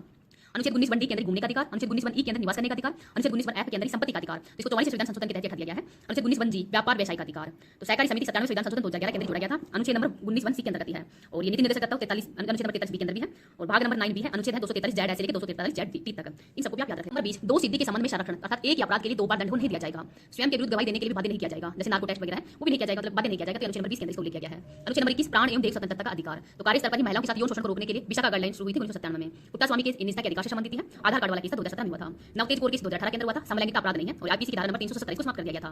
सही समय पर सही इलाज परमानेंट कटारा केस था 1989 का। बाबा रामदेव केस नींद लेने का अधिकार से संबंधित है। शुद्ध पर्यावरण में सांस लेने का अधिकार MC मेहता केस था। तो महत्वपूर्ण जो ये केस हुए थे इनको थोड़ा सा याद रखना क्योंकि आजकल क्वेश्चन है इन्हीं से संबंधित पूछे जाते हैं। नेक्स्ट देखते हैं अनुच्छेद 21A 6 से लेकर 14 वर्ष के सभी बच्चों का अनिवार्य एवं निःशुल्क प्राथमिक शिक्षा का अधिकार है और 46वां संविधान संशोधन 2020 के अंतर्गत जोड़ा गया था। RTI act right to education act 2009 और लागू हुआ था 1 अप्रैल 2010 को। अनुच्छेद नंबर 22 कुछ दशाओं के अंदर गिरफ्तारी और निरोध से संरक्षण, तो अनुच्छेद नंबर 22 के तहत लद्दाख के अंदर की उनका नाम तो नहीं याद आ रहा, 3 इडियट मूवी उनके ऊपर ही बनी थी ना, थोड़ा सा नाम मेरे को दिमाग में नहीं आ रहा है। तो उनको गिरफ्तार कौन से अनुच्छेद के तहत किया गया था? तो अनुच्छेद नंबर 22 के तहत उनको गिरफ्तार किया गया था। 24 घंटों के अंदर मजिस्ट्रेट के समक्ष प्रस्तुत करने का अधिकार भी है, अर्थात अगर किसी को गिरफ्तार कर लिया जाता है तो उसको 24 घंटों के अंदर मजिस्ट्रेट के समक्ष प्रस्तुत होने का अधिकार। शोषण के विरुद्ध अधिकार अनुच्छेद 23 से लेकर 24 तक। अनुच्छेद नंबर 23 के अंदर ही मानव दुर्व्यापार, बेगार, बलात्कार, मानव व्यापार के रोक के संबंधित है। अनुच्छेद नंबर 24 14 वर्ष कम आयु के बच्चों को किसी भी कारखाने के अंदर ही मतलब खतरनाक कारखानों के अंदर किसी प्रकार का कोई कार्य नहीं करवाया जाएगा। धार्मिक स्वतंत्रता का अधिकार अनुच्छेद नंबर 25 से 28 तक है। अनुच्छेद नंबर 25 में अंतःकरण की स्वतंत्रता है, अर्थात राज्य पंथ निरपेक्ष होगा। सिखों को कृपाण धारने का अधिकार है। हिंदू शब्द में जैन, सिख, बौद्ध ये शामिल है। अनुच्छेद नंबर 26 धार्मिक कार्यों के प्रबंधन की स्वतंत्रता होगी, अर्थात कोई भी धार्मिक कार्यों के प्रबंधन के लिए कार्य करने के लिए स्वतंत्रता है। अनुच्छेद नंबर 27 राज्य किसी भी व्यक्ति को एक धर्म को बढ़ावा देने हेतु करेंट टैक्स देने हेतु बाध्य नहीं कर सकता, जैसे जजिया कर वगैरह ये है ना। अनुच्छेद नंबर 28 कुछ शिक्षण संस्थानों में धार्मिक शिक्षा या धार्मिक उपासना में उपस्थित होने के बारे में स्वतंत्रता है, जैसे मदरसा वगैरह है। अर्थात कुछ शिक्षण संस्थानों में धार्मिक शिक्षा या धार्मिक उपासना में उपस्थित होने के बारे में स्वतंत्रता का उल्लेख अनुच्छेद नंबर 28 में किया गया है। संस्कृति को शिक्षा से संबंधित अधिकार है अनुच्छेद 29 से 30। तो अनुच्छेद 29 के अंदर सभी अल्पसंख्यक मुस्लिम, जैन, बौद्ध, सिख, ईसाई, पारसी को अपनी भाषा, लिपि और संस्कृति को बनाए रखने का अधिकार है। जबकि अनुच्छेद नंबर 30 में सभी अल्पसंख्यकों को अपने शिक्षण संस्थान की स्थापना करने, उसका प्रबंधन करने और ये करने का अधिकार होगा। तो मदरसों में दी जाने वाली इस्लामिक शिक्षा का आधार अनुच्छेद नंबर 30 ही है। अनुच्छेद नंबर 31 संपत्ति का अधिकार, तो 44वां संविधान संशोधन 1978 के तहत ही लागू किया गया था। संपत्ति का अधिकार अनुच्छेद नंबर 300 का विधिक अधिकार के अंतर्गत बना दिया गया है। संवैधानिक उपचार का अधिकार अनुच्छेद नंबर 32, तो भीमराव अम्बेडकर जी के द्वारा अनुच्छेद नंबर 32 को संविधान की आत्मा भी कहा है। सुप्रीम कोर्ट अनुच्छेद नंबर 32 के तहत, हाई कोर्ट अनुच्छेद नंबर 226 के तहत 5 रिट है वो जारी कर सकती है। तो फर्स्ट देखते हैं बंदी प्रत्यक्ष हैबियस कॉर्पस, तो बंदी को सशरीर उपस्थित कीजिए, अर्थात 24 घंटों के अंदर ही उसको मजिस्ट्रेट के समक्ष होना जरूरी होता है। तो लोक अधिकार व निजी व्यक्ति दोनों के विरुद्ध जारी किया जा सकता है। तो आपको हिंदी और इंग्लिश दोनों का नाम याद रख लेना। परमादेश मैंडोमस अर्थ है हम आदेश देते हैं। अधिकार परीक्षा क्यों वारंटो अर्थ है आपका क्या अधिकार है। प्रतिषेध प्रोहिबिटेशन यानी रोकना और उत्प्रेषण इंपॉर्टेंट है। तो प्रतिषेध रिट है उस समय जारी की जाती है जब कार्रवाई चल रही हो न्यायालय के अंदर, जबकि प्रेषण जो उत्प्रेषण हो कार्रवाई की समाप्ति पर जारी की जाती है। अनुच्छेद नंबर 33 सैन्य बल, CBI इनकी पावर है वो संसद के पास नहीं है। अनुच्छेद नंबर 44 मार्शल लॉ के दौरान व्यक्तियों के अधिकारों को सीमित किया जा सकता है और इसकी पावर संसद के पास नहीं है। अनुच्छेद नंबर 35 मौलिक अधिकारों की जो संशोधन करने की जो अंतिम शक्ति वो भी किसके पास में है? तो संसद के पास नहीं है। व्यक्ति को जीने के अधिकार में मरने का अधिकार शामिल है तो नहीं है। और सुप्रीम कोर्ट ने ज्ञान कोर बना पंजाब में कहा था। गर्भावस्था के अंदर भ्रूण का लिंग परीक्षण अपराध है, यह सुप्रीम कोर्ट के द्वारा ही विजय शर्मा केस में कहा था और महिला के जीवन के अधिकार का उल्लंघन है। श्रोणिक त्रिभुज में कौन से अनुच्छेद शामिल है? तो अनुच्छेद नंबर 14, 19 और 21 है। ये अनुच्छेद है श्रोणिक त्रिभुज के अंदर शामिल है। राज्य के नीति निर्देशक तत्व, तो संविधान के नंबर भाग 4 अनुच्छेद 36 से 51 तक आयरलैंड से ग्रहण किए गए हैं। अनुच्छेद नंबर 30 ये पर नहीं है। अनुच्छेद लोक कल्याण तो मिनरल मिल्स भारत संघ सुप्रीम कोर्ट ने मूल अधिकार व नीति निर्देशक एक दूसरे के पूरक को बताए गए हैं। तो कौन से बाद बताए गए थे? मिनरल मिल्स मामला हुआ था 1980 के अंदर। अनुच्छेद नंबर 36 राज्य संपत्ति की परिभाषा दी गई है। अनुच्छेद नंबर 37 के अंदर नीति निर्देशक तत्व है वो वाद योग्य नहीं है, अर्थात लेकिन राज्य नीति बनाते समय इन तत्वों को ध्यान में रखेगा। अनुच्छेद नंबर 38 सामाजिक आर्थिक राजनीतिक न्याय है वो लोक कल्याण की प्राप्ति के लिए ही होनी चाहिए। अनुच्छेद नंबर 39 सभी स्त्री और पुरुषों को आजीविका प्राप्त करने के लिए समान अवसर को प्रदान करने चाहिए। अनुच्छेद नंबर 39 प्राकृतिक संसाधनों का आवंटन है वो अधिकतम लोगों के हित में होना चाहिए। अनुच्छेद नंबर 39 आर्थिक संसाधनों पर केंद्रीय रोक लगानी चाहिए। अनुच्छेद नंबर 39 सभी स्त्री और पुरुषों को समान कार्य के लिए समान वेतन मिलना चाहिए। अनुच्छेद नंबर 39 कैपिटल ए तो 42 संविधान संशोधन 1976 के तहत जोड़ा गया था निःशुल्क कानूनी सहायता और ये प्रभावी था 1987 एक्ट के तहत नासा की स्थापना यानी राष्ट्रीय विधिक सेवा प्राधिकरण की स्थापना की गई थी। 9 नवंबर को विधिक दिवस मनाया जाता है। अनुच्छेद नंबर 40 ग्राम पंचायत के गठन से संबंधित है और गांधी जी की ग्राम स्वराज की अवधारणा पर आधारित है। 73वां संविधान संशोधन 1992 में 24 अप्रैल 1993 को ही ग्राम पंचायतों का गठन किया गया था। अनुच्छेद नंबर 41 सभी लोगों को शिक्षा, काम, लोक सहायता, राज्य बेकारी, बीमार, बुजुर्गों इनकी सहायता को करनी चाहिए। तो सभी लोगों को किनकी सहायता करनी चाहिए? बेकारी है, बीमारी, बुजुर्ग, इन सबकी सहायता को करनी चाहिए। नंबर 42 पशु सहायता से संबंधित है। अनुच्छेद 43 बी सहकारी संस्थाओं की स्थापना। तो 97 संविधान संशोधन 2011 के तहत सहकारी समिति बनाई गई थी। संविधान का भाग नंबर 9 बी है। अनुच्छेद है 243 जेड से 243 जेड तक है। अनुच्छेद 44 समान नागरिक संहिता। तो विवाह, तलाक, गोद, उत्तराधिकारी नियम है एक जैसे लागू हो। तो गोवा में भी लागू है और हाल ही के उत्तराखंड है उसमें भी लागू कर दिया गया है। तो इसमें उत्तराखंड है इसमें भी लागू है, इसको कर दिया गया है। अनुच्छेद नंबर 45 राज्य 6 वर्ष से कम आयु के सभी बच्चों को ही पूर्व प्रारंभिक शिक्षा और देखभाल सुविधा है वो प्रोवाइड करवाएगा। तो 45 के अंदर 6 वर्ष से कम आयु के बच्चे हैं उनको निःशुल्क शिक्षा है वो प्रोवाइड करवाना। अनुच्छेद 47 पोषण युक्त भोजन मादक पदार्थों की सेवन पर रोक लगानी चाहिए। अनुच्छेद नंबर 48 गोवध पर रोक से संबंधित है। अनुच्छेद नंबर 48 कैपिटल ए पर्यावरण संरक्षण संबंधित है और इसको 42वें संविधान संशोधन 1976 के तहत जोड़ा गया था। वन व वन्यजीव संरक्षण एक्ट 1972 के तहत है। अनुच्छेद नंबर 49 राष्ट्रीय स्मारक राष्ट्रीय महत्व के स्थानों का संरक्षण करना चाहिए। अनुच्छेद 50 कार्यपालिका और न्यायपालिका का पृथक्करण होना चाहिए। अनुच्छेद नंबर 51 अंतर्राष्ट्रीय शांति और सुरक्षा से संबंधित है और ये भारत की जो विदेश नीति है इसी के आधार पर बनाई है। महत्वपूर्ण कथन देखते हैं। प्रोफेसर केटी शाह ने कहा कि नीति निर्देशक तत्व ऐसे चेक है जिनका भुगतान बैंक की इच्छा पर निर्भर है। तो ये कथन किसका है? केटी शाह का है। जबकि सर आयर जेनिक्स के कथन है कि नीति निर्देशक तत्व को पुण्य आत्माओं की महत्वाकांक्षा की संज्ञा दी गई है। तो नीति निर्देशक तत्व को पुण्य आत्माओं की महत्वाकांक्षा की संज्ञा दी गई है। ये कथन किसका है? तो सर आयर जेनिक्स का है। अब देखते हैं मूल कर्तव्य। तो भारतीय संविधान के नंबर भाग 4 1 के अंतर्गत अनुच्छेद 51 ए और सरदार स्वर्ण सिंह समिति की सिफारिश पर लागू किए गए थे। 42 संविधान संशोधन 1976 के तहत 11 मूल कर्तव्य थे। वर्तमान में फिर 10 मूल कर्तव्य जोड़े गए थे। वर्तमान में 11 है जो कि 86वें संविधान संशोधन 2002 के तहत जोड़ा गया था। शिक्षा से संबंधित है 6 से 14 वर्ष के बच्चों के लिए शिक्षा और जो मूल कर्तव्य है यूएस शासन से ग्रहण किए गए थे। जो मूल कर्तव्य फर्स्ट देखते हैं। संविधान का पालन करना, उसकी आदर्शों, संस्थाओं, राष्ट्रीय ध्वज, राष्ट्रीय गान है इनका पालन करना। अनुच्छेद नंबर अनुच्छेद के नाम आता है। तो ये मूल नंबर सेकंड की प्राप्ति जो स्वतंत्र प्रेरित करने वाले आदर्शों को अपने हृदय में संजोए रखना। और 3 मूल कर्तव्य 3 के अंदर एकता, अखंडता, संप्रभुता की रक्षा। 4 के अंदर है देश की रक्षा, आहन करने पर राष्ट्र की सेवा करनी चाहिए। 5 में है समरसता, समान बंधुत्व की भावना बनाए रखना। 6 में है सामाजिक संस्कृति की गौरवशाली परंपराओं को समझे। 7 के अंदर है प्राकृतिक पर्यावरण संरक्षण, वन्य जीव, नदियां आदि की संरक्षण रखना चाहिए। 8 के अंदर है वैज्ञानिक दृष्टिकोण, मानववाद, ज्ञानोर्जन की भावना का विकास करना चाहिए। और 9 के अंदर है सार्वजनिक संपत्ति की रक्षा करना चाहिए, हिंसा से दूर रहना चाहिए। 10 के अंदर है व्यक्तिगत और सामूहिक प्रयासों के अंदर ही उत्कर्ष की ओर बढ़ना चाहिए।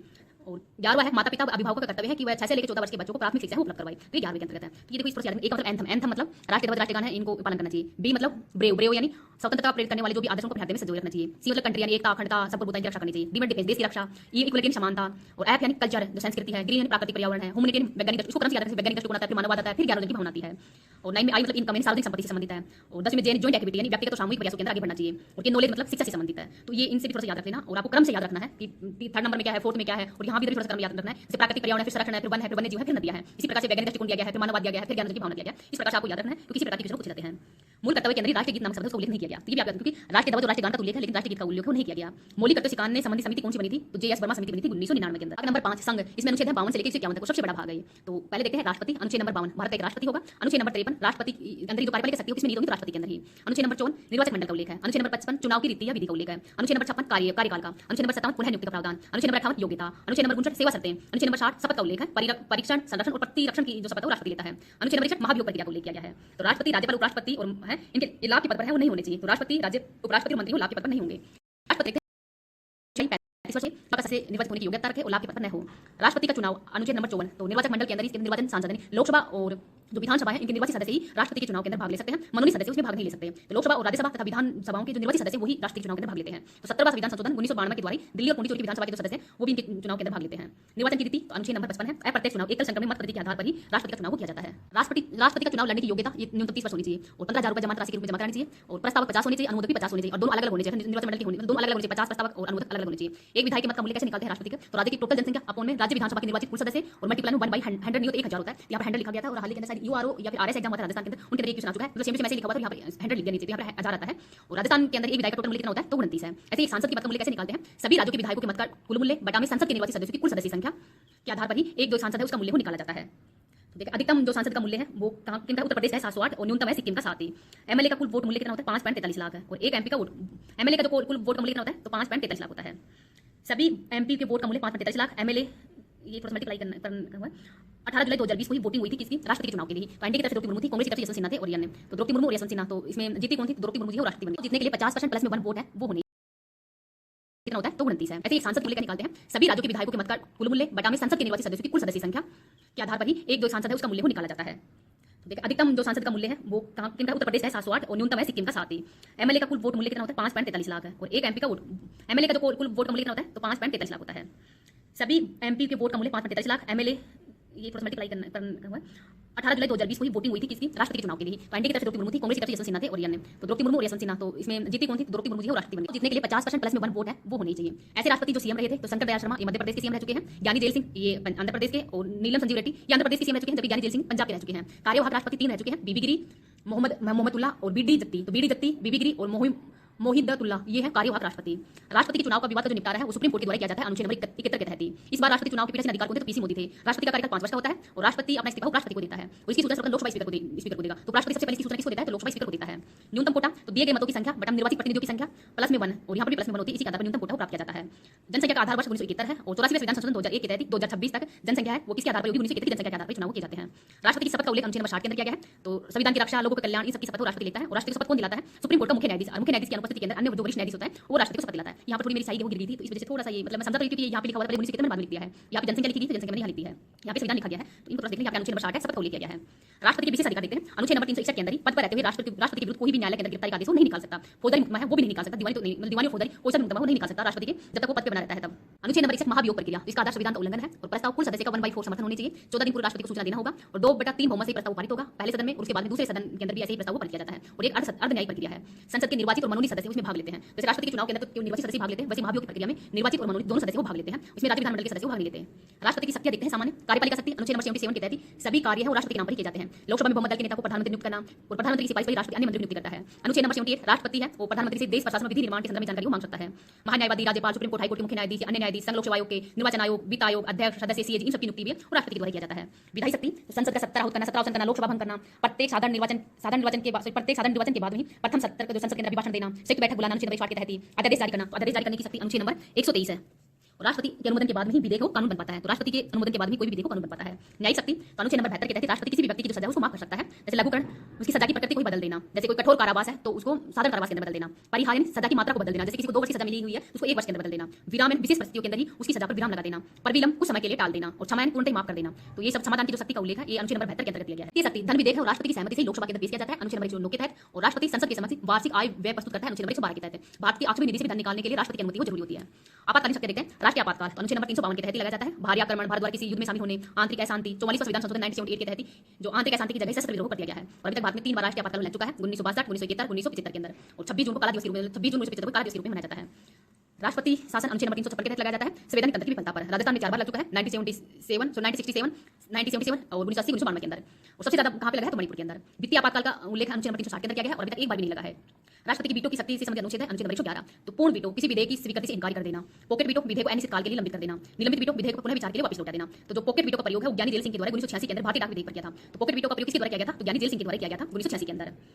अब भारत के राष्ट्रपति देखते हैं। पहले राष्ट्रपति कौन थे? डॉक्टर राजेंद्र प्रसाद। 1950 से 62 तक ये 2 बार राष्ट्रपति रह चुके हैं। पहले राष्ट्रपति सर्वपल्ली राधाकृष्णन ये मतलब पहले उपराष्ट्रपति रह चुके हैं, उनके राष्ट्रपति रहे थे। 1954 के अंदर इनको भारत रत्न से भी सम्मानित किया गया था।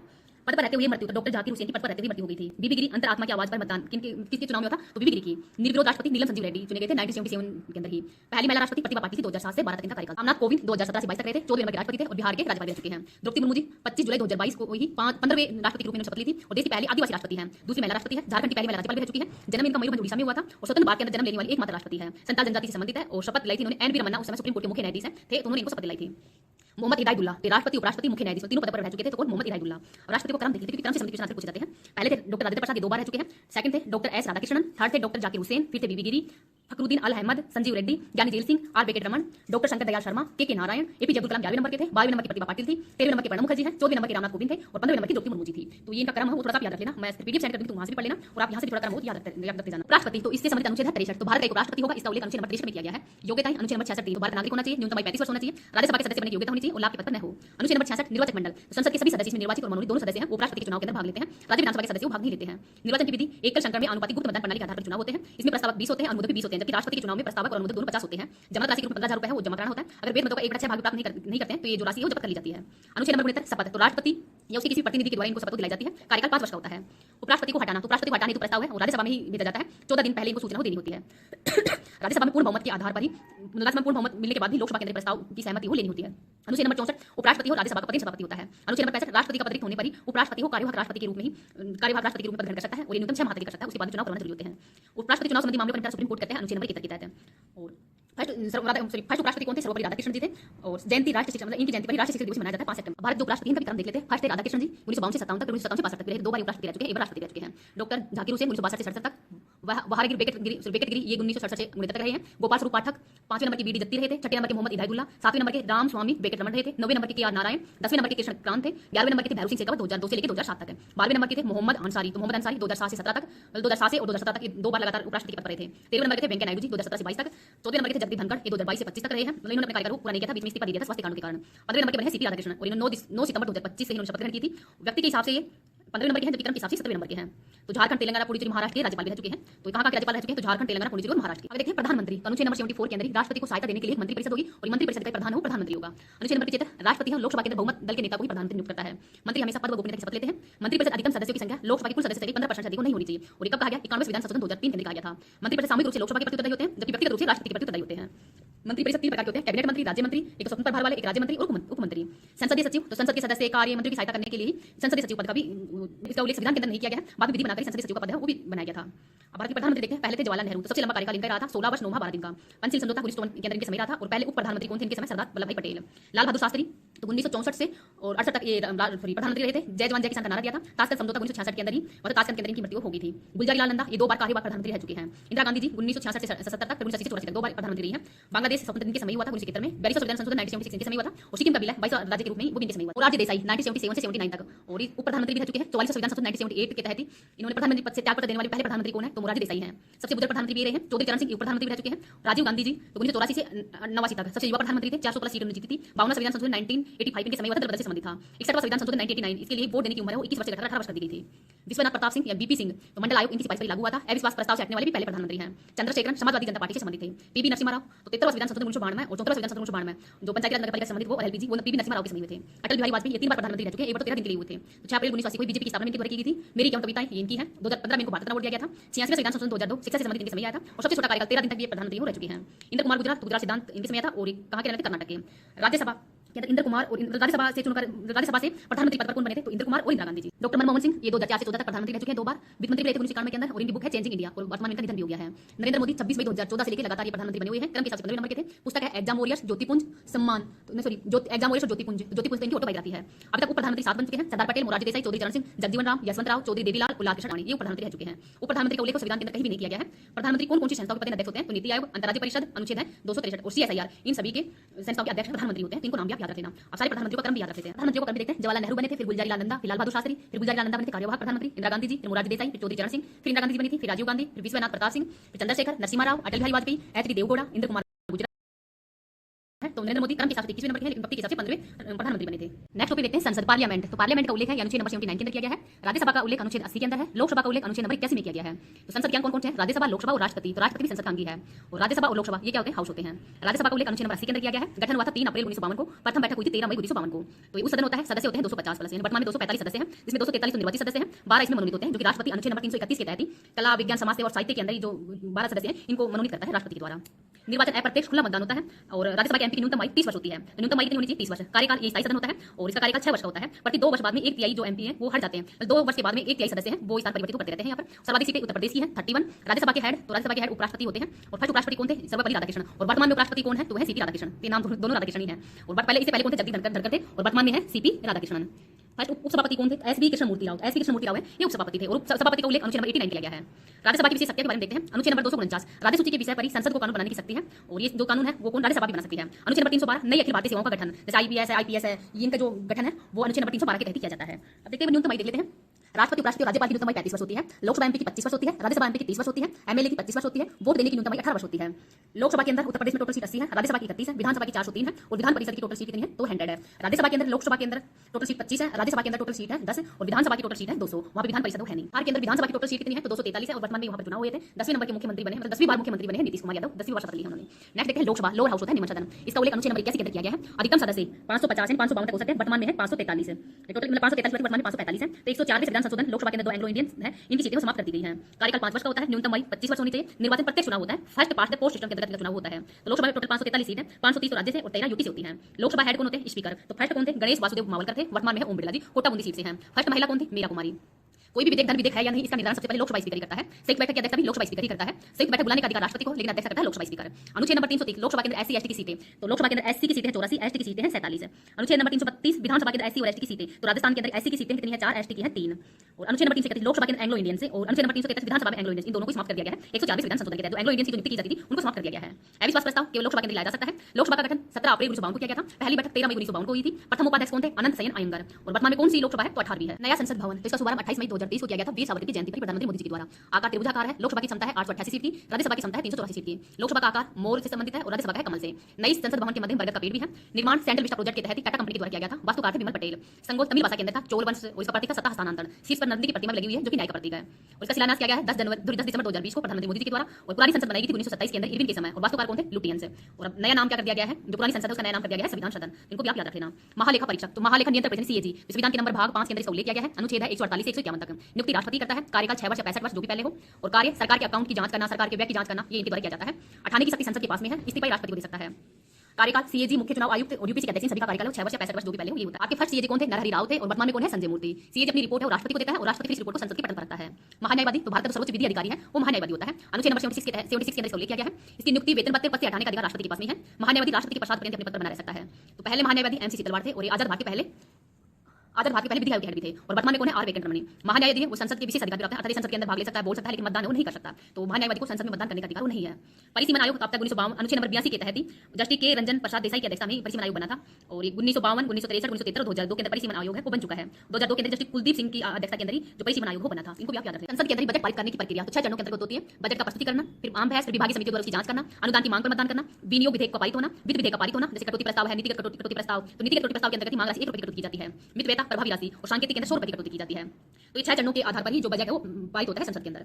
तो ये बजट पेश किसी लोकसभा केंद्रीय मंत्री के द्वारा पेश किया जाता है। 3 से 4 दिन बाद में लोकसभा के अंदर चर्चा भी होती है। संसदीय समितियां देखते हैं, स्थायी और अस्थायी समितियां। तो स्थायी समिति लोक लेखा समिति, तो भारत शासन एक्ट 1919 के अंतर्गत इसका गठन किया गया था। 1921 के अंदर 22 सदस्य होते हैं, 15 लोकसभा से 7 राज्यसभा से। मंत्रिपरिषद इसके सदस्य नहीं होते हैं। कार्यकाल 1 वर्ष का होता है। अध्यक्ष विपक्षी दल का ही होता है और चुनाव लोकसभा अध्यक्ष के द्वारा किया जाता है। प्राक्कलन समिति की जो भी कहते हैं, भारत सरकार या सीएजी की रिपोर्ट इन सबकी जांच का कार्य इनके द्वारा किया जाता है। प्राक्कलन समिति जोन मंथाई समिति की सिफारिश पर 1950 में इसका गठन किया गया था। 30 सदस्य होते हैं और 30 दो सदस्य सभी लोकसभा से होते हैं। अध्यक्ष लोकसभा से होता है। और मितव्ययता समिति भी कहते हैं इसको। लोक उपक्रम समिति का गठन 1964 के अंदर कृष्ण मेनन समिति की सिफारिश पर किया गया था। 22 सदस्य होते हैं, 15 लोकसभा से 7 राज्यसभा से। अध्यक्ष लोकसभा अध्यक्ष के द्वारा ही इसका अध्यक्ष चुनाव किया जाता है। और सरकारी कंपनियों की लेखों की जांच करना इसका कार्य है। विभागीय स्थायी समिति कितनी है? तो 24 है, जिसमें सदस्य 31 होते हैं। 21 तो लोकसभा से होते हैं, 10 राज्यसभा से होते हैं। इनका नाम भी आप याद रख लेना। संसद के 70 तो 3 सत्र होते हैं, बजट सत्र, मानसून सत्र और शीतकालीन सत्र। तो 17 आहूत करना अनुच्छेद नंबर 85 के तहत राष्ट्रपति करता है। स्थगन पीठासीन अधिकारी करता है। 17 राष्ट्रपति द्वारा। और विघटन लोकसभा या राज्यसभा का विघटन होता है, लोकसभा का विघटन होता है। विघटन से विधेयकों पर क्या प्रभाव पड़ता है? तो जो विधेयक लोकसभा के अंदर लंबित पारित है और राज्यसभा के अंदर लंबित या विधेयक लोकसभा के अंदर विघटन से समाप्त हो जाएगा। जो विधेयक लोकसभा के अंदर ही लंबित है, पारित हुआ है और वो राज्यसभा के अंदर नहीं गया है, तो लोकसभा के विघटन के बाद वो विधेयक समाप्त हो जाएगा। लेकिन जो विधेयक राज्यसभा के अंदर लंबित है तो लोकसभा के अंदर पारित नहीं हुआ तो विघटन पर समाप्त नहीं होगा। राष्ट्रपति के पास भेजा गया विधेयक समाप्त नहीं होगा। संयुक्त बैठक से पारित विधेयक समाप्त नहीं होगा। प्रश्नकाल 11 से 12 बजे तक का होता है और इसमें तारांकित प्रश्न उत्तर मौखिक में देना पड़ता है। अतारांकित प्रश्न में उत्तर वो लिखित में देना पड़ता है। शून्यकाल 12 से 1 बजे तक का समय होता है। प्रस्ताव, विश्वास प्रस्ताव मंत्रिपरिषद की सिफारिश पर लोकसभा के अंदर प्रस्तुत किया जाता है अनुच्छेद नंबर 75 के तहत। अविश्वास प्रस्ताव लोकसभा के अंदर लाया जाता है अनुच्छेद नंबर 75 के तहत ही। लोकसभा में प्रस्ताव 50 सदस्य होने चाहिए और इसमें कारण बताना आवश्यक नहीं होता है। विपक्ष के सदस्य द्वारा लाया जाता है, पारित होने पर सरकार गिर जाती है। निंदा प्रस्ताव के लोकसभा में लाया जाता है, कारण बताना आवश्यक होता है और विपक्ष के किसी भी सदस्य द्वारा लाया जा सकता है। विशेष अधिकार प्रस्ताव या सदन के किसी भी सदस्य द्वारा विशेष अधिकारों के उल्लंघन के आधार पर लाया जाता है अनुच्छेद नंबर 105 ए के तहत। स्थगन प्रस्ताव तो लोकसभा और राज्यसभा के अंदर 50 सदस्यों के समर्थन पर ही पीठासीन अधिकारी की अनुमति से लाया जाता है और पारित होने पर जो नियमित कार्रवाई है वो रोक दी जाती है। ध्यान आकर्षण प्रस्ताव को लोक महत्व के विषय पर ध्यान आकर्षण करने के लिए ध्यान आकर्षण प्रस्ताव लाया जाता है।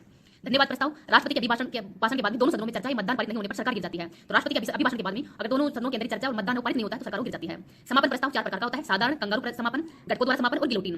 तो छूटे हुए बिंदुओं पर पुनः चर्चा के लिए कौन सा प्रस्ताव लाया जाता है? तो गिलोटिन। संसद का नेता, तो सदन का नेता प्रधानमंत्री होता है। विपक्ष का नेता का दर्जा सदन के कुल सदस्य संख्या के 1/10 सदस्य, तो जो विपक्ष का नेता का दर्जा दिया जाता है। लोकसभा में 55 होने चाहिए, राज्यसभा में 25 सदस्य होने चाहिए। विपक्ष के पहले नेता 1969 के अंदर लोकसभा के अंदर थे राम शुभम सिंह और राज्यसभा में थे श्याम नंदन मिश्रा। संसद के नियम व सविधि विधि के अंदर ही जो विपक्ष के नेता का उल्लेख है, संविधान के अंदर विपक्ष के नेता का उल्लेख नहीं किया गया। सुप्रीम कोर्ट तो संघीय न्यायालय, सर्वोच्च न्यायालय संविधान के भाग नंबर 5 अध्याय 4 अनुच्छेद 124 से 147 तक भारत शासन एक्ट 1935 के तहत इसकी स्थापना की गई थी। गठन अनुच्छेद नंबर 124 1 के तहत भारत का एक सुप्रीम कोर्ट होगा। अध्यक्ष प्लस में 7 सदस्य होंगे। मूल संविधान के अंदर तो एक अध्यक्ष प्लस 7 सदस्य ही थे और संसद की शक्ति न्यायाधीशों की संख्या बढ़ाने की जो शक्ति है संसद के पास में थी, लेकिन ये 7 से कम नहीं होगी। वर्तमान में अध्यक्ष प्लस में 33 सदस्य 34 न्यायाधीश हैं। उद्घाटन 28 जनवरी 1950 को किया गया था। फर्स्ट महान्यायवादी एमसी तलवार के द्वारा ही इसका उद्घाटन किया गया था।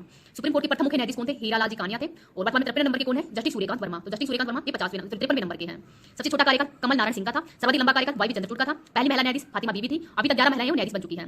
वर्तमान में सुप्रीम कोर्ट के अंदर महिला कौन सी कार्यरत थी? तो इंदिरा बनर्जी है, बेला एम त्रिवेदी, नागारत्ना, हिमा कोहली, ये सुप्रीम कोर्ट के अंदर ही महिला न्यायाधीश है। एक भी महिला अभी तक सुप्रीम कोर्ट के अंदर मुख्य न्यायाधीश नहीं बनी है। न्यायाधीशों की नियुक्ति नंबर 124 2 की तय जाती है। राष्ट्रपति मुख्य सिपाही जो न्यायाधीश की नियुक्ति करता है, तो मुख्य न्यायाधीश की नियुक्ति कॉलेजियम प्रणाली के आधार पर की जाती है। प्रणाली में 5 सदस्य होते हैं, मुख्य न्यायाधीश और 4 अन्य वरिष्ठ न्यायाधीश हैं, उनके आधार पर ही जो मतलब कॉलेजियम प्रणाली के आधार पर मुख्य न्यायाधीश को चुना जाता है। राष्ट्रीय न्यायिक नियुक्ति आयोग, इसमें 6 सदस्य होते हैं, मुख्य न्यायाधीश, 2 वरिष्ठ न्यायाधीश और भारत का कानून मंत्री, अन्य 2 प्रख्यात व्यक्तियों जो मनोनीत करते हैं, उनके आधार पर ही मुख्य न्यायाधीश की नियुक्ति की जाती है। लेकिन 99 संविधान संशोधन के तहत सुप्रीम कोर्ट के द्वारा इसको रद्द कर दिया गया है। योग्यता अनुच्छेद नंबर 124(3) के तहत किसी भी न्यायालय के अंदर 5 वर्षों तक न्यायाधीश हो, किसी उच्च न्यायालय में 2 या 2 से अधिक उच्च न्यायालय में 2 या 2 से अधिक न्यायालय में 40 वर्ष तक 10 वर्ष तक अधिवक्ता रह चुका हो, राष्ट्रपति की राय में पारंगत विधिवक्ता हो, तो वह व्यक्ति है वो मुख्य न्यायाधीश बन सकता है। शपथ अनुच्छेद नंबर 124(6) के तहत ही संविधान के प्रति सच्ची श्रद्धा और निष्ठा रखने की शपथ दिलाई जाती है। कार्यकाल 65 वर्ष होता है। न्यायाधीश को हटाया जाना तो अनुच्छेद नंबर 124(4) के तहत ही महाभियोग शब्द का उल्लेख नहीं किया गया, लेकिन महाभियोग की प्रक्रिया के द्वारा ही इनको हटाया जा सकता है।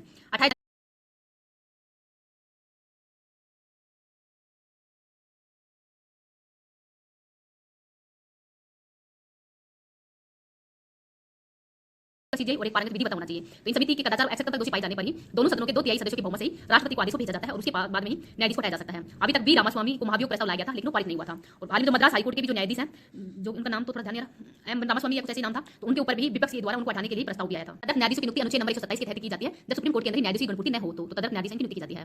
तदर्थ न्यायाधीश सुप्रीम कोर्ट के अंदर बैठे उपस्थित होंगे, सभी अधिकार और सत्य इनको मिलेंगे। सेवानिवृत्त न्यायाधीश तो अनुच्छेद नंबर 128 के तहत ही सुप्रीम कोर्ट के मुख्य न्यायाधीश व राष्ट्रपति की सहमति से ही इनको जो सेवानिवृत्त न्यायाधीश की नियुक्ति की जा सकती है। वेतन भत्ते राष्ट्रपति के द्वारा निर्धारित किए जाते हैं। सर्वोच्च न्यायालय का क्षेत्राधिकार तो मूल व प्रारंभिक क्षेत्राधिकार अनुच्छेद नंबर 131 है। तो एक तरफा एक या एक से अधिक राज्य सरकारों के मध्य विवाद हो, 2 या 2 से अधिक राज्यों के मध्य विवाद हो, राष्ट्रपति और उपराष्ट्रपति चुनाव संबंधी विवाद इसका निपटारा सुप्रीम कोर्ट के द्वारा किया जाता है। इसमें क्या शामिल नहीं होता? अंतर्राज्यीय जल विवाद है, वित्त आयोग है, संधि समझौते हैं, वो मूल व प्रारंभिक क्षेत्राधिकार के अंतर्गत नहीं शामिल होता। परामर्शदाता क्षेत्राधिकार अनुच्छेद नंबर 143 तो राष्ट्रपति है वो सुप्रीम कोर्ट से सलाह है वो ले सकता है। अभिलेख न्यायालय अनुच्छेद नंबर 129, रिट अधिकारिता अनुच्छेद नंबर 32, न्यायिक पुनरावलोकन है, ये सब इसके क्षेत्राधिकार के अंतर्गत आते हैं। जनहितवाद तो पीएन भगवती के द्वारा 1980 से ही भारत में जनहितवाद को लाया गया था। और वर्तमान में 53 नंबर के मुख्य न्यायाधीश कौन है भारत के? तो वो कौन है? जस्टिस सूर्यकांत। उच्च न्यायालय हाईकोर्ट भाग नंबर 6 है, अनुच्छेद है 214 से लेकर 231 तक है। और अनुच्छेद नंबर 14 के तहत राज्य में हाईकोर्ट की स्थापना से संबंधित है। हाईकोर्ट का गठन अनुच्छेद नंबर 216 के तहत किया जाता है। हाईकोर्ट की वर्तमान में संख्या कितनी है? 25 और संविधान में हाईकोर्ट के न्यायाधीशों की संख्या का उल्लेख नहीं है और ये राष्ट्रपति के विवेक पर निर्भर करता है। 1862 के अंदर कोलकाता हाईकोर्ट, बंबई हाईकोर्ट और मद्रास हाईकोर्ट थे। 1866 के अंदर इलाहाबाद हाईकोर्ट है, इसकी भी स्थापना की गई थी। नवीनतम हाईकोर्ट कौन सा? अमरावती आंध्र प्रदेश है, 2019 में बना था। 4 ऐसे हाईकोर्ट है जो 2 या 2 से अधिक राज्यों यूटी के अंदर है। गुवाहाटी हाईकोर्ट असम के अंदर इसकी खंडपीठ है। नागालैंड, मिजोरम और आंध्र प्रदेश इन सभी का हाईकोर्ट कौन सा? गुवाहाटी हाईकोर्ट है। पंजाब, हरियाणा और चंडीगढ़, पंजाब हरियाणा का जो हाईकोर्ट है वो पंजाब हरियाणा चंडीगढ़ का है। बंबई हाईकोर्ट के अंदर महाराष्ट्र, गोवा, दादरा नगर हवेली और दमन दीव आता है। जम्मू कश्मीर हाईकोर्ट जम्मू कश्मीर और लद्दाख का है। ऐसे हाईकोर्ट जिनकी खंडपीठ राजधानी के अंदर नहीं है, जैसे जबलपुर हाईकोर्ट मध्य प्रदेश में है, जोधपुर हाईकोर्ट राजस्थान में, ये राजधानी में नहीं है। एर्नाकुलम हाईकोर्ट केरल का और नैनीताल हाईकोर्ट उत्तराखंड का है। कटक हाईकोर्ट उड़ीसा का, गुवाहाटी हाईकोर्ट असम का है। दिल्ली, जम्मू कश्मीर, लद्दाख केंद्र शासित प्रदेश अपनी हाईकोर्ट है। अनुच्छेद नंबर ये भाग नंबर 8 के अंदर इसको लिखा गया है। अनुच्छेद 243 जिला न्यायाधीश की नियुक्ति से संबंधित अनुच्छेद कौन सा? अनुच्छेद नंबर 243 है। अनुच्छेद नंबर 217 राष्ट्रपति के परामर्श पर भारत के मुख्य न्यायाधीश से संबंधित राज्य के राज्यपाल से परामर्श करके ही इसकी नियुक्ति की जा सकती है। शपथ राज्यपाल, सेवानिवृत्ति की उम्र है 62 वर्ष। त्यागपत्र राष्ट्रपति के नाम पर ही और हटाना हो तो सुप्रीम कोर्ट के न्यायाधीशों की तरह ही संसद के पास में सकती है 2/3 बहुमत से ही। योग्यता अनुच्छेद नंबर 217 में ही वो भारत का नागरिक होना चाहिए और 10 वर्ष तक हाईकोर्ट के अंदर अधिवक्ता भी रह चुका हो। वेतन भत्ते राज्य की संचित निधि से और पेंशन केंद्र की संचित निधि से। इनको वेतन भत्ते तो राज्य की संचित निधि से दिया जाता है, जबकि पेंशन केंद्र की संचित निधि से दिए जाते हैं। उच्च न्यायालय के क्षेत्राधिकार तो मूल अधिकारी का अंतर्गत मूल अधिकार है, विधानमंडल के निर्वाचन से जुड़ा हुआ मामले आते हैं। रिट अनुच्छेद नंबर 226 के तहत जारी कर सकता है, तो मौलिक अधिकार, विधिक अधिकार 6 प्रकार की जारी कर सकता है, जबकि सुप्रीम कोर्ट 5 प्रकार की जारी कर सकता है। अभिलेख न्यायालय का उल्लेख अनुच्छेद नंबर 215 में है। अधीनस्थ न्यायालय को नियंत्रण संबंधी अनुच्छेद 235 है, 235 है। अधीनस्थ न्यायालय भाग नंबर 6 अध्याय भी 6 अनुच्छेद है 233 से लेकर 237 तक है। अनुच्छेद नंबर 233 में जिला न्यायाधीश की नियुक्ति है, राज्यपाल करेगा। अनुच्छेद नंबर 233 7 वर्ष तक अधिवक्ता रह चुके हैं। अनुच्छेद नंबर 234 न्यायिक सेवा के अंदर जिला न्यायाधीशों से भिन्न व्यक्तियों की भर्ती। अनुच्छेद नंबर 235 अधीनस्थ न्यायालयों पर नियंत्रण। अनुच्छेद नंबर 236 निर्वाचन। अनुच्छेद नंबर 237 राज्यपाल को अधिकार देता है कि वह अधीनस्थ संबंधी प्रावधान है किसी भी श्रेणी के मजिस्ट्रेटों पर लागू है कर सकता है। जिला व सत्र न्यायालय तो सिविल और दीवानी मामले तो वरिष्ठ सिविल न्यायाधीश होते हैं, फिर प्रथम श्रेणी के सिविल होते हैं, फिर कनिष्ठ सिविल जज होते हैं। अपराधी को फौजदारी न्यायालयों के अंदर मुख्य न्यायिक दंडाधिकारी होते हैं, फिर प्रथम श्रेणी के सिविल न्यायाधीश होते हैं और फिर द्वितीय श्रेणी के दंडाधिकारी होते हैं। तो इनका काम होता है। परिवार अदालत तो संसदीय विधि 1984 के अंदर 10 लाख से अधिक आबादी पर ही राजस्थान के अंदर अभी तक 7 पारिवारिक न्यायालय है। मोबाइल अदालत के जनक कौन थे? डॉक्टर एपीजे अब्दुल कलाम थे। भारत में प्रथम मोबाइल अदालत का प्रयोग 2007 के अंदर हरियाणा के मेवात में किया गया था। जनहित को लोक याचिका का प्रावधान 1960 के अंदर अमेरिका में था। भारत में 1980 के अंदर पीएन भगवती और बीएस कृष्ण अय्यर के प्रयासों से लागू किया गया था। लोक अदालतें तो इनका उल्लेख अनुच्छेद नंबर 39 के तहत विधिक सेवा प्राधिकरण 1987 के अंतर्गत दिवाली फौजदारी मामले सुनवाई के लिए किया गया है। राष्ट्रीय विधिक सेवा प्राधिकरण की स्थापना 1987 में की गई है। कार्य प्रारंभ 9 नवंबर 1995 से किया है। राजस्थान के कोटा में शुरू किया गया था और लोक अदालत का आयोजन ग्राम पंचायत स्तर पर किया जाता है। नेक्स्ट है राज्य विधानमंडल तो राज्य की कार्यपालिका के उल्लेख संविधान के भाग नंबर 6 है। अनुच्छेद है 153 से लेकर 167 तक। तो राज्यपाल अनुच्छेद नंबर 153 राज्यों का एक राज्यपाल होगा, 2 या 2 से अधिक राज्यों का एक राज्यपाल होगा। ये उल्लेख 7वां संविधान संशोधन 1956 के अंतर्गत किया गया था। अनुच्छेद नंबर 154 कार्यपालिका का प्रमुख है वो राज्यपाल ही होगा। अनुच्छेद नंबर 155 नियुक्ति राष्ट्रपति करता है। अनुच्छेद नंबर 156 राष्ट्रपति के पश्चात पर्यंत अपने पद पर बना रह सकता है। अनुच्छेद नंबर 157 योग्यताएं तो जो राज्यपाल है उसकी न्यूनतम आयु 35 वर्ष होनी चाहिए। अनुच्छेद नंबर 159 शपथ तो हाईकोर्ट के जो मुख्य न्यायाधीश हैं उनके द्वारा इनको शपथ दिलाई जाती है संविधान की रक्षा और मानव कल्याण की।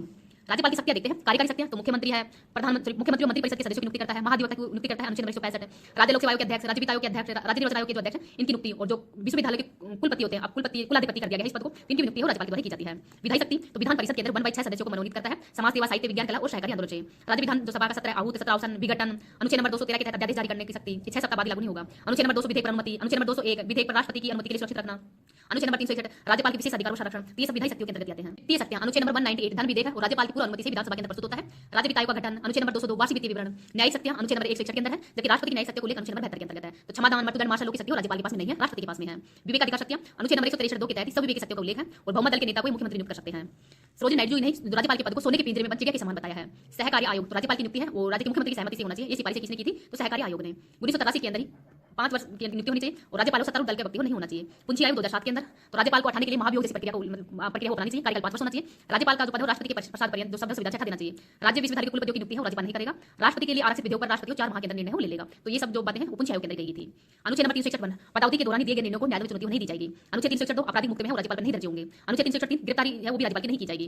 अनुच्छेद नंबर 364 सिविल मुकदमा है चला है तो 2 माह पूर्व राज्यपाल को सूचना देनी होगी। अगर कोई सिविल मुकदमा भी राज्यपाल पर चला है तो उनको 2 माह पूर्व सूचना देनी होगी। तो 361 के भाग नंबर 1 2 3 4 है, इनको भी आप याद रख लेना। मुख्यमंत्री और मंत्री परिषद तो संविधान के नंबर भाग 6 अध्याय 2 है, अनुच्छेद 163 से 64 तक। तो अनुच्छेद नंबर 164 के अंदर ही मुख्यमंत्री की नियुक्ति राज्यपाल करता है, अन्य मंत्रियों की नियुक्ति है वो मुख्यमंत्री की सलाह पर ही करेगा। अनुच्छेद नंबर 163 राज्यपाल को सहायता और सलाह देने के लिए मंत्री परिषद भी होगी और मंत्रियों की संख्या विधानसभा के कुल सदस्य की संख्या के 15% अधिक नहीं होनी चाहिए और ये प्रावधान 91 संविधान संशोधन 2003 के तहत जोड़ा गया था। तो मंत्री परिषद सामूहिक रूप से किसी प्रति उत्तरदायी होते हैं विधानसभा के और व्यक्तिगत रूप से राज्यपाल के प्रति उत्तरदायी होते हैं। उसी प्रकार से जो लोकसभा के अंदर जो मंत्री परिषद वो सामूहिक रूप से तो लोकसभा के प्रति उत्तरदायी होते हैं, जबकि व्यक्तिगत रूप से वो राष्ट्रपति के प्रति उत्तरदायी होते हैं। विधानमंडल तो भाग नंबर 6 है, अनुच्छेद 168 से लेकर 202 फिर 212 और अध्याय 3। तो अनुच्छेद नंबर 168 के अंदर ही विधानसभा राज्यसभा तो विधानसभा राज्यसभा इन सभी मिलकर ही विधानमंडल बनता है। विधान परिषद ये ऐच्छिक है, अनिवार्य नहीं है। तो विधानमंडल का उल्लेख अनुच्छेद नंबर 168 में किया गया है, विधानसभा का अनुच्छेद नंबर 170 में और विधान परिषद का उल्लेख अनुच्छेद नंबर 169 में किया गया है। विधान परिषद अनुच्छेद नंबर 169 इसकी संरचना अनुच्छेद नंबर 171 के तहत वर्तमान में 6 राज्यों के अंदर द्विसदनीय विधानमंडल है। तेलंगाना, उत्तर प्रदेश, बिहार, महाराष्ट्र, आंध्र प्रदेश और कर्नाटक के अंदर अधिकतम उत्तर प्रदेश में 100 सीटें हैं, न्यूनतम तेलंगाना के अंदर है 40 सीटें हैं। जम्मू कश्मीर लद्दाख पुनर्गठन एक्ट 2019 के तहत जम्मू कश्मीर राज्य नहीं रहा है। विधान परिषद की न्यूनतम संख्या है वो 40 होनी चाहिए। अधिकतम विधानसभा के 1/3 मतलब विधानसभा की कितनी होनी चाहिए 1/3 और योग्यता न्यूनतम 30 वर्ष होनी चाहिए। चुनाव अप्रत्यक्ष होते हैं, एकल संगठन मत पद्धति के आधार पर ही। कार्यकाल तो विधान परिषद का कार्यकाल 6 वर्ष यानी प्रत्येक 2 वर्ष के अंदर 1/3 जो सदस्य सेवानिवृत्त हो जाते हैं। विधान परिषद की संरचना अनुच्छेद नंबर 173 के तहत 1/3 सदस्य स्थायी सदस्य नगरपालिका जिला बोर्ड से गठित किए जाते हैं। 1/3 सदस्य विधानसभा के निवासी सदस्य, 1/12 सदस्य विश्वविद्यालय के स्थानक जो सदस्य हैं वो निर्वाचित होते हैं। 1/12 सदस्य अध्यापक होने चाहिए। 1/6 सदस्य राज्यपाल मनोनीत करता है। कला विज्ञान साहित्य समाज सेवा व सहकारिता के क्षेत्र के अंदर ही। तो कला विज्ञान साहित्य समाज सेवा और सहकारिता के क्षेत्र के अंदर ही परिषद की शक्तियां व कार्य तो विधानसभा है वो पारित विधेयक कोई विधान परिषद में पहली बार 3 माह तक ही रोक सकता है और पुनः विधेयक भेजने पर उसको 1 माह तक रोक सकता है। विधान परिषद के पास में केवल 4 माह ही विधेयक को रोक सकने की शक्ति है। दर विधेयक के मामले में केवल 14 दिन तक ही रोक सकता है। संविधान संशोधन की प्रक्रिया आधे राज्यों की सहमति और राज्य विधान परिषद है उसमें भाग ले सकती है। मतलब संविधान संशोधन की प्रक्रिया के अंदर विधान परिषद भाग ले सकती है। विधानसभा का उल्लेख अनुच्छेद नंबर 170 में किया गया है। अधिकतम सदस्य 500 हो सकते हैं, न्यूनतम 60 हो सकते हैं। सबसे ज्यादा उत्तर प्रदेश में 400, सिक्किम के अंदर 32 है सबसे कम। तो अनुच्छेद नंबर 371 के कुछ राज्यों में 60 से कम जैसे नागालैंड के अंदर 60 है, मिजोरम में 40 है, सिक्किम में 32 है, पुडुचेरी के अंदर 30 है। 84वें संविधान संशोधन 2001 के तहत 2026 तक विधानसभा की सीटों परिवर्तित नहीं होंगी। चुनाव प्रत्यक्ष रूप से होता है। कार्यकाल 5 वर्ष, उम्र 25 वर्ष होनी चाहिए।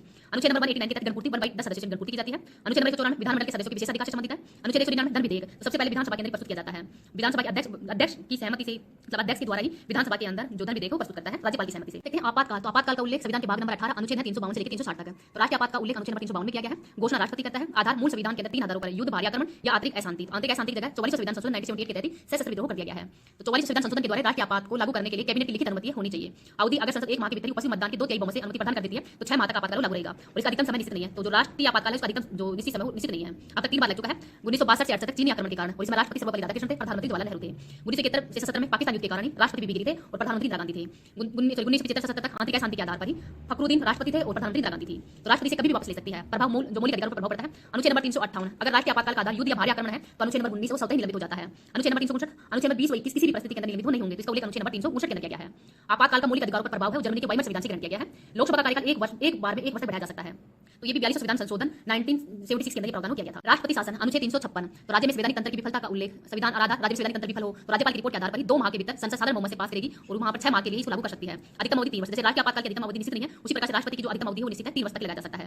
पहली बार 1951 पंजाब में लगा था। उत्तर प्रदेश मणिपुर में सबसे ज्यादा लग चुका है। राजस्थान में 4 बार लग चुका है। छत्तीसगढ़ और तेलंगाना के अंदर 1 बार भी अभी तक जो राष्ट्रपति शासन नहीं लगा है।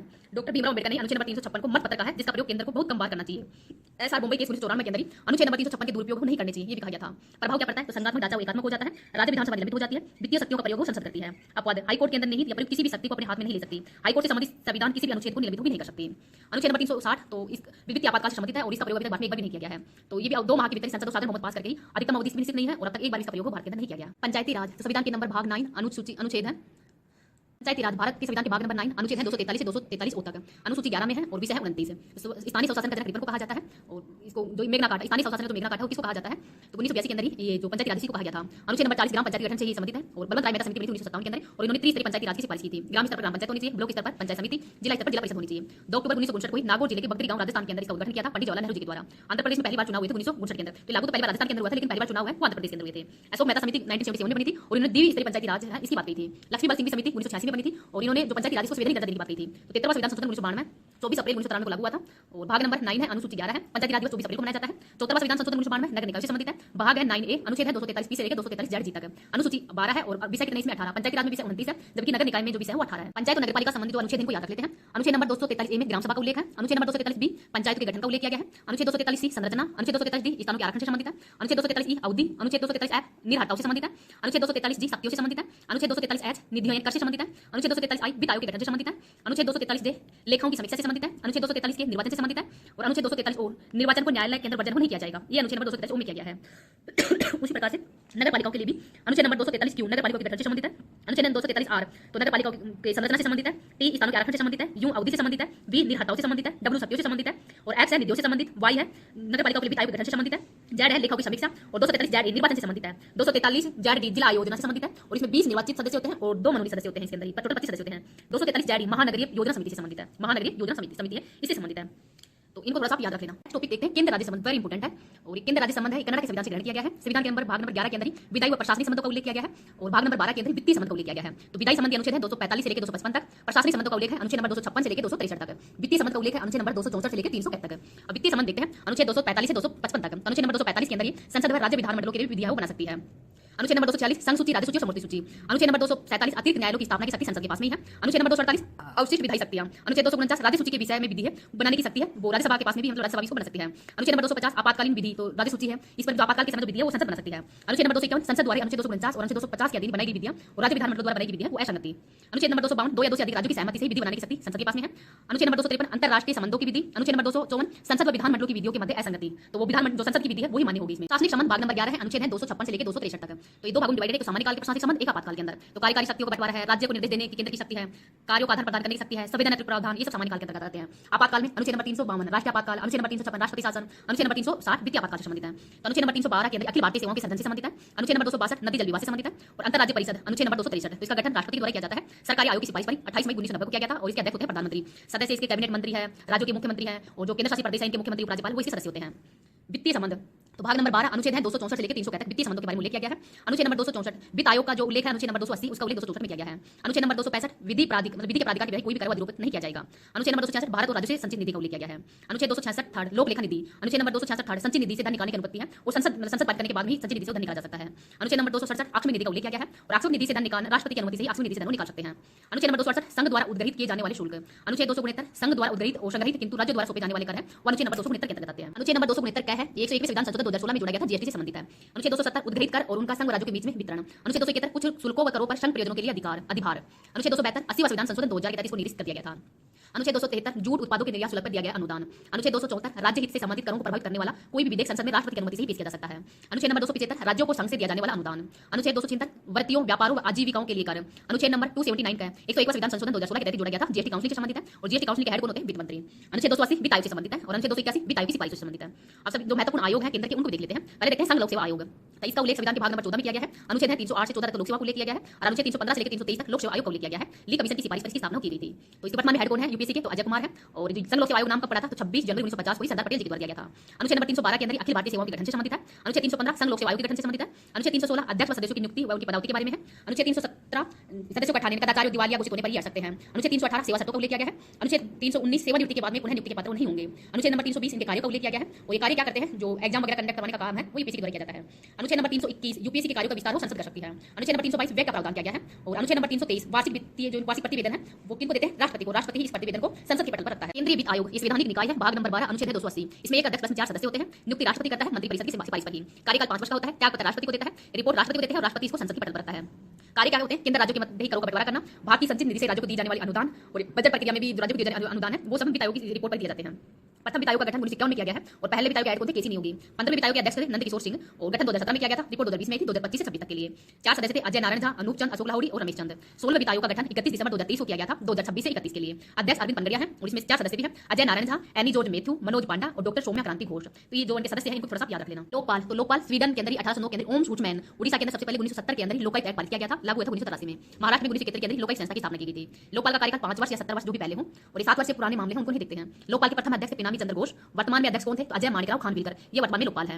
लोकपाल व लोकायुक्त विधेयक 2013 में आया था, लागू आया था 14 जनवरी 2014 को। अध्यक्ष प्लस में 8 सदस्य होते हैं और झूठी शिकायत करने पर 1 लाख रुपए तक का जुर्माना और 1 वर्ष तक की सजा का प्रावधान किया गया है। प्रशासनिक सुधार आयोग तो प्रथम 1966 में आया था मोरारजी देसाई के समय, और द्वितीय आया था 2005 के अंदर वीरप्पा मोहिते के समय। ये सतर्कता आयोग तो स्थापना संस्थान समिति की सिफारिश पर 1964 में किया गया है। वैधानिक आयोग है 2003 का एक्ट है। संरचना 1+2 सदस्य होते हैं, नियुक्ति राष्ट्रपति के द्वारा किया जाता है समिति की सिफारिश पर। तो इसमें प्रधानमंत्री, लोकसभा में विपक्ष के नेता और गृह मंत्री, इनकी सिफारिश पर ही इसकी नियुक्ति की जाती है। फर्स्ट केंद्रीय सतर्कता आयुक्त एन.वी. श्रीनिवासन और वर्तमान में है प्रवीण कुमार श्रीवास्तव। कार्यकाल 4 वर्ष या 65 वर्ष जो भी पहले हो, और कार्य है भ्रष्टाचार रोकना। तो सिविल सेवकों के भ्रष्टाचार रोकने से संबंधित कार्य केंद्रीय सतर्कता आयोग के द्वारा किया जाता है। NITI Aayog national institute for transport India तो योजना आयोग के स्थान पर ही नीति आयोग की स्थापना की गई थी 1 जनवरी 2015 को। थिंक टैंक के आधार पर कार्य करता है। अध्यक्ष थे प्रधानमंत्री, इसके अध्यक्ष कौन थे? प्रधानमंत्री। और फर्स्ट उपाध्यक्ष कौन थे? अरविंद पनगड़िया, जो कि वर्तमान में 16वीं वित्त आयोग की भी हेड है। वर्तमान में सुबन बेरी सीईओ है। सिंधु हुल्लर फर्स्ट सीईओ थे, वर्तमान में बीबीआर सुब्रमण्यम। पूर्ण कार्यकारी सदस्य बीके पाल, बीके सारस्वती, रमेश चंद्र, अरविंद बिरमानी, ये सभी पूर्णकालीन सदस्य हैं। सहकारी संघवाद सिद्धांत, नीति निर्माण में केंद्र और राज्यों की भागीदारी, अटल नवाचार मिशन जो इसकी शुरुआत, ये सब कार्य है वो नीति आयोग के द्वारा किए जा रहे हैं। भारतीय निर्वाचन आयोग संवैधानिक निकाय है, भाग नंबर 15, अनुच्छेद है 324 से 329 तक। स्थापना 25 जनवरी 1950 को की गई है और राष्ट्रीय मतदाता दिवस भी 25 जनवरी को मनाया जाता है 2011 से। प्रारंभ में 1 सदस्य था, 16 अक्टूबर 1989 को 2 सदस्य हो गया था, 1 जनवरी 1990 से 1 सदस्य हो गया था, और फिर 1 अक्टूबर 1993 से 2 सदस्य हैं। मुख्य निर्वाचन आयुक्त टी.एन. शेषन थे। फर्स्ट निर्वाचन आयुक्त सुकुमार सेन थे, और वर्तमान में कौन है? 26वें नंबर के तो ज्ञानेश कुमार हैं। एकमात्र महिला मुख्य न्यायाधीश मुख्य चुनाव आयुक्त कौन थी? तो रमा देवी थी। राजस्थान से एकमात्र निर्वाचन आयुक्त कौन थे? तो नगेंद्र सिंह थे डूंगरपुर से। वर्तमान में बहुत सदस्य हैं, 1+ में 23 सदस्य हैं। नियुक्ति राष्ट्रपति के द्वारा किया जाता है 3 सदस्य चयन समिति की सिफारिश पर। प्रधानमंत्री, विपक्ष के नेता और कैबिनेट मंत्री के द्वारा। त्यागपत्र राष्ट्रपति को देते हैं। 18 कौन है? राष्ट्रपति के द्वारा सुप्रीम कोर्ट के न्यायाधीश के सम्मानी। कार्यकाल 6 वर्ष या 65 वर्ष जो भी हो, और अन्य निर्वाचन आयोग का कार्यकाल 6 वर्ष या फिर 62 वर्ष होता है। वेतन भत्तों का निर्धारण राष्ट्रपति के द्वारा किया जाता है। योग्यता का उल्लेख संविधान के अंदर कहीं भी नहीं किया गया है। कार्य है मतदाता सूची तैयार करना, चुनाव चिन्ह आवंटित करना, राष्ट्रीय और राज्य जो पार्टी है इनको दर्जा देना, और अर्धन्यायिक निकाय के रूप में भी कार्य करता है। केंद्रीय सूचना आयोग तो प्रेरणा थी अरुणा रॉय और अरविंद केजरीवाल, इनको रेमन मिल चुका है अरविंद केजरीवाल को। तो 12 अक्टूबर 2005 को ही लागू हुआ था। राष्ट्रपति की मंजूरी 15 जून 2005 को। उसमें प्रधानमंत्री मनमोहन सिंह थे और राष्ट्रपति थे एपीजे अब्दुल कलाम। गैर संवैधानिक निकाय है, बहुत सदस्य हैं, 1+ में 10 सदस्य होते हैं। नियुक्ति राष्ट्रपति के द्वारा ही चयन समिति की सिफारिश पर की जाती है। प्रधानमंत्री, विपक्ष के नेता और केंद्रीय कैबिनेट मंत्री के द्वारा। शपथ और त्यागपत्र राष्ट्रपति के द्वारा। कार्यकाल 3 वर्ष या 65 वर्ष जो भी पहले हो। तो प्रथम मुख्य चुनाव सूचना आयुक्त कौन थे? तो वजाहत अबीबुल्ला थे, और वर्तमान में कौन है? तो राजकुमार गोयल है। 25 दिसंबर 2025 को ही बने राजकुमार गोयल। रिपोर्ट ये केंद्र सरकार को देते हैं। फर्स्ट महिला कौन थी? दीपक सिंधु थी, और सेकंड थी सुषमा सिंह। हीरालाल सामरिया तो ये राजस्थान भरतपुर के थे, और न्यूनतम कार्यकाल वाले कौन थे? तो एन तिवारी, इनका कार्यकाल सबसे न्यूनतम रहा है। राष्ट्रीय मानव अधिकार आयोग ये गैर संवैधानिक है। राष्ट्रीय मानव अधिकार संरक्षण एक्ट है 1993 का। आयोग बना था 12 अक्टूबर 1993 को। हेडक्वार्टर नई दिल्ली में है, बहुत सदस्य हैं। एक अध्यक्ष होते हैं, 5 पूर्णकालीन सदस्य होते हैं, और 7 प्रदेश सदस्य होते हैं, तो 13 सदस्य होते हैं इसके अंदर टोटल। जो मानव अधिकार आयोग है जांच कर सकता है, लेकिन दंड नहीं दे सकता। 1 वर्ष पुराने मामलों की जांच भी नहीं कर सकता, सबका संज्ञान ले सकता है। सिविल न्यायालयों की शक्ति इनके पास में है। अध्यक्ष सुप्रीम कोर्ट के जो मुख्य न्यायाधीश होते हैं या सेवानिवृत्त न्यायाधीश होते हैं, वो इनके अध्यक्ष बन सकते हैं। 5 पूर्णकालीन सदस्य सुप्रीम कोर्ट का न्यायाधीश होना चाहिए, हाई कोर्ट के मुख्य न्यायाधीश होने चाहिए, मानव अधिकार के अंदर विशेषज्ञ होने चाहिए 3, और 7 प्रदेश सदस्य होने चाहिए। त्यागपत्र राष्ट्रपति को देते हैं, नियुक्ति भी राष्ट्रपति करते हैं। 6 सदस्यों की चयन समिति की सिफारिश पर इनकी जो नियुक्ति की जाती है। प्रधानमंत्री होते हैं, लोकसभा के अध्यक्ष, लोकसभा विपक्ष के नेता, गृह मंत्री, राज्यसभा के सभापति और राज्यसभा में विपक्ष के नेता। पदावधि 3 वर्ष या 17 वर्ष जो भी पहले हो, और पुनः नियुक्ति पात्र पुनः नियुक्ति की जा सकती है। रिपोर्ट ये राष्ट्रपति को पास में सौंपते हैं। प्रथम अध्यक्ष है रंगनाथ मिश्रा, और वर्तमान में कौन है? तो वर्तमान में के रामासुब्रमण्यम। के रामासुब्रमण्यम है, ये वर्तमान में मानव अधिकार आयोग के हेड है। भारत में राष्ट्रीय राजनीतिक दल कितने हैं वर्तमान में? तो 6 हैं। कांग्रेस, जिसकी स्थापना 1885 को की गई थी, स्थापना की थी एओ हूं, और चिन्ह है इसका पंजा, और वर्तमान अध्यक्ष कौन थे? मल्लिकार्जुन खड़गे हैं। बीजेपी की स्थापना तो बीजेपी की स्थापना 1980 में हुई है। संस्थापक थे अटल बिहारी वाजपेयी जी, चिन्ह है कमल का फूल। बीएसपी बहुजन समाजवादी पार्टी तो इसकी स्थापना 1984 में की गई थी। संस्थापक काशीराम थे, और इसका चिन्ह कौन सा है? तो हाथी इसका चिन्ह है। एनएनपी नेशनल पीपुल्स पार्टी स्थापना 2013 में की गई थी। संस्थापक पीएन संगमा है, और मेघालय राज्य के मुख्यमंत्री हैं वर्तमान में ही, और इनका चुनाव चिन्ह क्या है? तो बुक है। सीपीआईएम भारतीय मार्क्सवादी पार्टी स्थापना 1964 में की गई है। संस्थापक थे ज्योति बसु, और वर्तमान में कौन है? सीताराम मेथू जी इसके हेड है। चुनाव चिन्ह है हसिया, अथोड़ा और सितारा। आप आम आदमी पार्टी इसकी स्थापना 2012 को की गई थी। संस्थापक अरविंद केजरीवाल है, और चुनाव चिन्ह क्या है? झाड़ू है। 2023 में इनको राष्ट्रीय राजनीतिक दल का दर्जा दिया गया था। समाप्त किन हो गया था? तृणमूल कांग्रेस, जिसका चुनाव चिन्ह था फूल। CPI communist party of India, इसका चुनाव चिन्ह था हसिया या बाली, और राष्ट्रवादी कांग्रेस पार्टी एनसीपी, इसका चुनाव चिन्ह था घड़ी। इनकी जो राष्ट्रीय राजनीतिक दल का जो मान्यता थी वो रद्द कर दी है। भारत के पहले मुख्य चुनाव आयुक्त कौन थे? सुकुमार सेन, और पहली महिला चुनाव आयुक्त कौन है? रमा देवी, और वर्तमान मुख्य चुनाव आयुक्त कौन है? तो ज्ञानेश कुमार है। चुनाव सुधार संबंधी समितियां तो तारकुंडे समिति 1974 में बनी थी। दिनेश गोस्वामी समिति 1990 में बनी थी। इंद्रजीत गुप्ता समिति 1998 में बनी थी। और राष्ट्रीय दल को मान्यता लोकसभा या विधानसभा के चुनाव में 4 या अधिक राज्यों के वेद मत 6% मत हो, साथ में लोकसभा के अंदर 4 सीटें जीती हूं, या कोई दल 4 राज्यों के अंदर राज्य स्तरीय दल की मान्यता प्राप्त कर ली हो, या 3 राज्यों से लोकसभा के अंदर 2% स्थानों को ग्रहण किया गया हो, तो इन्हीं के आधार पर राष्ट्रीय दल की मान्यता दी जाती है। राज्य स्तरीय दल की मान्यता के लिए राज्य विधानसभा के आम चुनाव में उस राज्य के कुल वेद मतों का 6% या 2 स्थान प्राप्त किया हो, या लोकसभा के अंदर आम चुनाव में उस समय कुल वेद मतों के 6% या लोकसभा के अंदर कम से कम 1 सीट प्राप्त की हो, तो उस दल को राज्य स्तरीय दल की मान्यता दी जा सकती है। तो इन पॉइंटों को भी आप याद रख लेना। प्रमुख संविधान संशोधन तो संविधान संशोधन भाग नंबर 20 में है, अनुच्छेद है 368। दक्षिण अफ्रीका से संविधान वो ग्रहण किया गया था, और संशोधन की शक्ति संसद के पास में है। 3 तरीके से संविधान संशोधन किया जा सकता है: साधारण बहुमत से, विशेष बहुमत से, विशेष बहुमत प्लस में आधे राज्यों के विधानमंडल की सहमति से। तो साधारण बहुमत से जो जैसे अनुच्छेद नंबर 2 है नए राज्यों के गठन संबंधी, अनुच्छेद नंबर 3 किसी भी राज्य के नाम सीमा में परिवर्तन संबंधी, अनुसूची नंबर 2 वेतन भत्तों से संबंधित है, ये सब साधारण बहुमत से ही किए जा सकते हैं। और विशेष बहुमत में कुल का 50% प्लस में बने मतदान का 2/3 बहुमत जरूरी होता है, और संविधान का अधिकांश संशोधन इसी से होता है, किसी विशेष बहुमत से ही। विशेष बहुमत प्लस आधे राज्यों के विधानमंडल की सहमति से। संघीय विशेष जीएसटी है, तो ये किस प्रकार का संविधान संशोधन किया गया है? विशेष बहुमत से ही। तो राष्ट्रपति निर्वाचन मंडल प्लस निर्वाचित विधि यानी सुप्रीम कोर्ट, हाई कोर्ट, अनुसूची नंबर 4 राज्यसभा की सीटों के आवंटन से संबंधित है, अनुसूची नंबर 7 संघ राज्य सूची से संबंधित सूची से विषय है, वो सब अनुच्छेद नंबर 368 के तहत माने जाते हैं। तो जो साधारण बहुमत के अंतर्गत जो संविधान संशोधन किया जाता है वो अनुच्छेद नंबर 368 के तहत नहीं माना जाता, जबकि विशेष बहुमत और विशेष बहुमत प्लस आधे राज्यों के विधानमंडल से सहमति से संबंधित जो संविधान संशोधन होते हैं वो अनुच्छेद नंबर 368 के तहत ही माने जाते हैं। संविधान सीरीज का एपिसोड नंबर 1 के अंदर ही प्रमुख संविधान संशोधन देखते हैं। प्रथम संविधान संशोधन 1951 में हुआ था। 9वीं अनुसूची जोड़ी गई थी जो कि भूमि सुधार से संबंधित है, और 24 अप्रैल 1973 के बाद में जो विषय है वो न्यायिक समीक्षा कर सकते हैं उनकी। 7वां संविधान संशोधन 1956 का है, राज्य पुनर्गठन आयोग से संबंधित है। फजल अली कमिशन जिसके अंतर्गत 14 राज्य थे और 6 यूटी थे भारत के अंदर, और वर्तमान में 28 राज्य हैं और 8 केंद्र शासित प्रदेश है। 13वां संविधान संशोधन 1962 के अंदर हुआ था। नागालैंड है वो 13वां मतलब नागालैंड है वो भारत का राज्य बना था 13वें संविधान संशोधन के तहत ही। 21वां संविधान संशोधन 1967 में हुआ है। 8वीं अनुसूची के अंदर ही जो 15वीं भाषा है वो हिंदी के रूप में जोड़ी गई थी। 37वां संविधान संशोधन 1975 में हुआ था। सिक्किम को पूर्ण राज्य का दर्जा दिया गया था। नेक्स्ट 42वां संविधान संशोधन 1976 का, इसको लघु संविधान भी कहते हैं। सरदार सुरक्षा समिति की सिफारिश पर ही मूल कर्तव्य जोड़े गए थे। भाग नंबर 4 का अनुच्छेद है 51 के अंदर ही 10 मूल कर्तव्य जोड़े गए थे। 11वां 86 संविधान संशोधन के तहत जोड़ा गया था। प्रस्तावना में 3 नए शब्द जोड़े गए हैं, समाजवाद, पंथ निरपेक्ष, अखंडता। आपातकाल के समय लोकसभा और राज्यसभा जो राज्य विधानसभा है इनकी समायावधि को भी 5 वर्ष से बढ़ाकर 6 वर्ष कर दिया गया था। 7वीं अनुसूची के अंदर राज्य सूची के जो विषय थे नाप तोल वन है इन सभी को समवर्ती सूची के अंदर डाल दिया गया था। नीति निर्देशक तत्वों के अंदर ही नए अनुच्छेद 39 का, 43 का और 48 का जोड़े गए थे। संविधान का भाग नंबर 14A और अनुच्छेद 223A जो प्राधिकरण से संबंधित है ये भी 42वां संविधान संशोधन के तहत ही जोड़ा गया है। आगे है 44वां संविधान संशोधन 1978 का है। संपत्ति के अधिकार को मूल अधिकार से हटाकर जो 19 बन जाए और अनुच्छेद 31 से हटाकर कानूनी अधिकार के तहत अनुच्छेद नंबर 300 के अंदर डाल दिया गया है।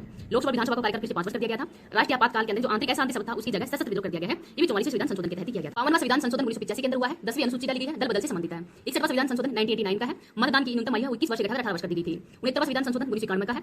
दिल्ली से संबंधित है, अनुच्छेद नंबर 239 का जोड़ा गया है। 73वां संविधान संशोधन 1992 का है, लागू हुआ है 24 अप्रैल 1993 को। पंचायती राज से संबंधित है। संविधान के अंदर भाग नंबर 9 के अंदर अनुच्छेद 243 से 243 तक है। 11वीं अनुसूची जोड़ी गई थी और इसके अंदर विषय है 29 है। 34वां संविधान संशोधन 1992 का है, नगरीय निकाय से संबंधित है। संविधान के भाग नंबर 9 के अंदर ही अनुच्छेद है 243 से 243 तक है। अनुसूची नंबर 12 जोड़ी गई है और विषय है इसके अंदर 18। 86वां संविधान संशोधन 2002 का है, शिक्षा के अधिकार से संबंधित है। अनुच्छेद नंबर 21 का मूल अधिकार है। मूल अधिकार के अंतर्गत 6 से 14 वर्ष के बच्चों को अनिवार्य शिक्षा प्रदान किया गया है। नीति निर्देशक तत्वों में अनुच्छेद 45 है और मूल कर्तव्यों में अनुच्छेद 51 के अंदर ही 51 के अंतर्गत 11 मूल कर्तव्य जोड़ा गया था। 6 से 14 वर्ष के बच्चों को शिक्षा के लिए और ये माता पिता का अधिकार है को बच्चों को शिक्षा वो प्रोवाइड करवाएं। 89वां संविधान संशोधन 2003 का है। अनुच्छेद नंबर 338 का अनुसूचित जनजाति राष्ट्रीय आयोग से संबंधित है। अनुच्छेद 338 अनुसूचित जाति राष्ट्रीय आयोग से संबंधित है। नेक्स्ट देखते हैं 92वां संविधान संशोधन 2003 के अंदर हुआ है। 8वीं अनुसूची के अंदर ही 4 नई भाषाएं जोड़ी गई थी, बोडो, मैथिली, डोगरी और संथाली। और 71वां संविधान संशोधन 1992 में हुआ था और इसके अंतर्गत भी 8वीं अनुसूची के अंदर 3 नई भाषाएं जोड़ी गई थी, कोंकणी, मणिपुरी और नेपाली। तो वर्तमान के अंदर ही जो 8वीं अनुसूची है उसके अंदर 22 भाषाएं हो गई। 97वां संविधान संशोधन 2011 का है, सहकारी समितियों से संबंधित है। संविधान के भाग नंबर 9 का है, अनुच्छेद है 243 जेड ऐसे 243 जेड टी तक है। नीति निर्देशक तत्वों में अनुच्छेद 43 जोड़ा गया है। अनुच्छेद नंबर 19 वन गए संघ बनाने की स्वतंत्रता, ये भी 97वां संविधान संशोधन के तहत जोड़ा गया है। 99वां संविधान संशोधन 2015 के अंदर हुआ था। सुप्रीम कोर्ट व हाई कोर्ट के जजों की नियुक्ति है और राष्ट्रीय न्यायिक नियुक्ति आयोग जिसको कि सुप्रीम कोर्ट ने असंवैधानिक घोषित कर दिया गया था।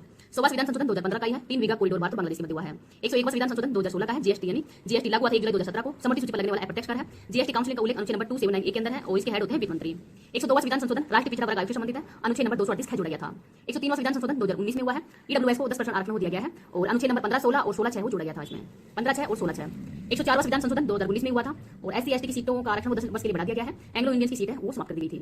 105वां संविधान संशोधन 2021 का है। ओबीसी के अंदर कौन कौन सी जाति आएंगी ये राज्य व केंद्र शासित प्रदेशों केंद्र है वो तय करेंगे। और 127वां विधेयक था ये। 106वां संविधान संशोधन 2023 के अंदर पेश किया गया था। बिल नंबर 128वां है। महिलाओं को संसद और विधानसभाओं के अंदर ही 33% आरक्षण प्रदान किया गया है 126 विधान संशोधन के तहत ही। और हाल ही में 129वां विधेयक पेश किया गया है जो कि एक राष्ट्र एक चुनाव से संबंधित है। अभी ये एक्ट वो नहीं बना है, इसको भी याद रख लेना। अब आपको कमेंट सेक्शन के अंदर बताना है प्लीज आपको क्लास कैसी लगी है। Thank you. अनुसूचियां देखते हैं। प्रथम अनुसूची तो प्रथम अनुसूची के अंदर राज्य और यूटी का उल्लेख है। द्वितीय अनुसूची के अंदर वेतन भत्तों का उल्लेख है। तृतीय अनुसूची के अंदर शपथ का उल्लेख है। चौथी अनुसूची के अंदर राज्यसभा के अंदर सीटों के आवंटन से संबंधित है। 5वीं अनुसूची तो अनुसूचित जाति व जनजाति क्षेत्रों के प्रशासन से संबंधित है। 6ठी अनुसूची है असम, मेघालय, त्रिपुरा, मिजोरम के प्रशासन से संबंधित है। 7वीं अनुसूची संघ सूची से संबंधित। संघ सूची के अंदर मूल रूप से 97 विषय थे, वर्तमान में 100 विषय है। राज्य सूची के अंदर मूल रूप से 66 विषय थे, वर्तमान में 61 विषय है। समवर्ती सूची के अंदर मूल रूप से 47 विषय थे, वर्तमान में 52 विषय हो गए हैं। तो 42वें संविधान संशोधन के तहत राज्य सूची से विषय हटाकर समवर्ती सूची के अंदर डाल दिए गए थे। 8वीं अनुसूची तो इसके अंदर भाषाओं का उल्लेख है। मूल संविधान के अंदर 14 भाषाएं थी, वर्तमान में 22 भाषाएं हैं। 15वीं भाषा सिंधी जोड़ी गई थी 21वें संविधान संशोधन के तहत ही। 71वें संविधान संशोधन के तहत ही नेपाली, मणिपुरी, कोंकणी जोड़ी गई थी और 92वें संविधान संशोधन के तहत ही बोडो, डोंगरी और संथाली जोड़ी गई थी। तो वर्तमान में 22 भाषाएं हैं। 9वीं अनुसूची तो भूमि सुधार से संबंधित है और पहला संविधान संशोधन 1951 के अंदर हुआ था। 10वीं अनुसूची दल बदल से संबंधित है। 52वां संविधान संशोधन हुआ था 1985 के अंदर ही। 11वीं अनुसूची 73वां संविधान संशोधन 1992 के अंदर हुआ था। पंचायती राज से संबंधित है, विषय है 29 और 12वीं अनुसूची है 14वां संविधान संशोधन है 1992 के अंदर, विषय 18 थे, नगर निकायों से संबंधित है। तो मूल संविधान के अंदर 8 अनुसूचियां थी, वर्तमान के अंदर 12 अनुसूचियां हो गई हैं। तो जो संसूची है उसके अंदर कौन कौन से विषय आते हैं उनको देख लो। विदेशी मामले है, रेलवे, बैंकिंग, रक्षा, जनगणना, ये सब संसूची के विषय है। संसूची के विषय है। समवर्ती सूची के शिक्षा, जनसंख्या, विवाह, तलाक, दीवानी और फौजदारी। राज्य सूची के विषय है पुलिस, भूमि, स्वास्थ्य, स्वच्छता, कृषि, जेल, ये सब है राज्य सूची के विषय। इनको भी याद रखिएगा।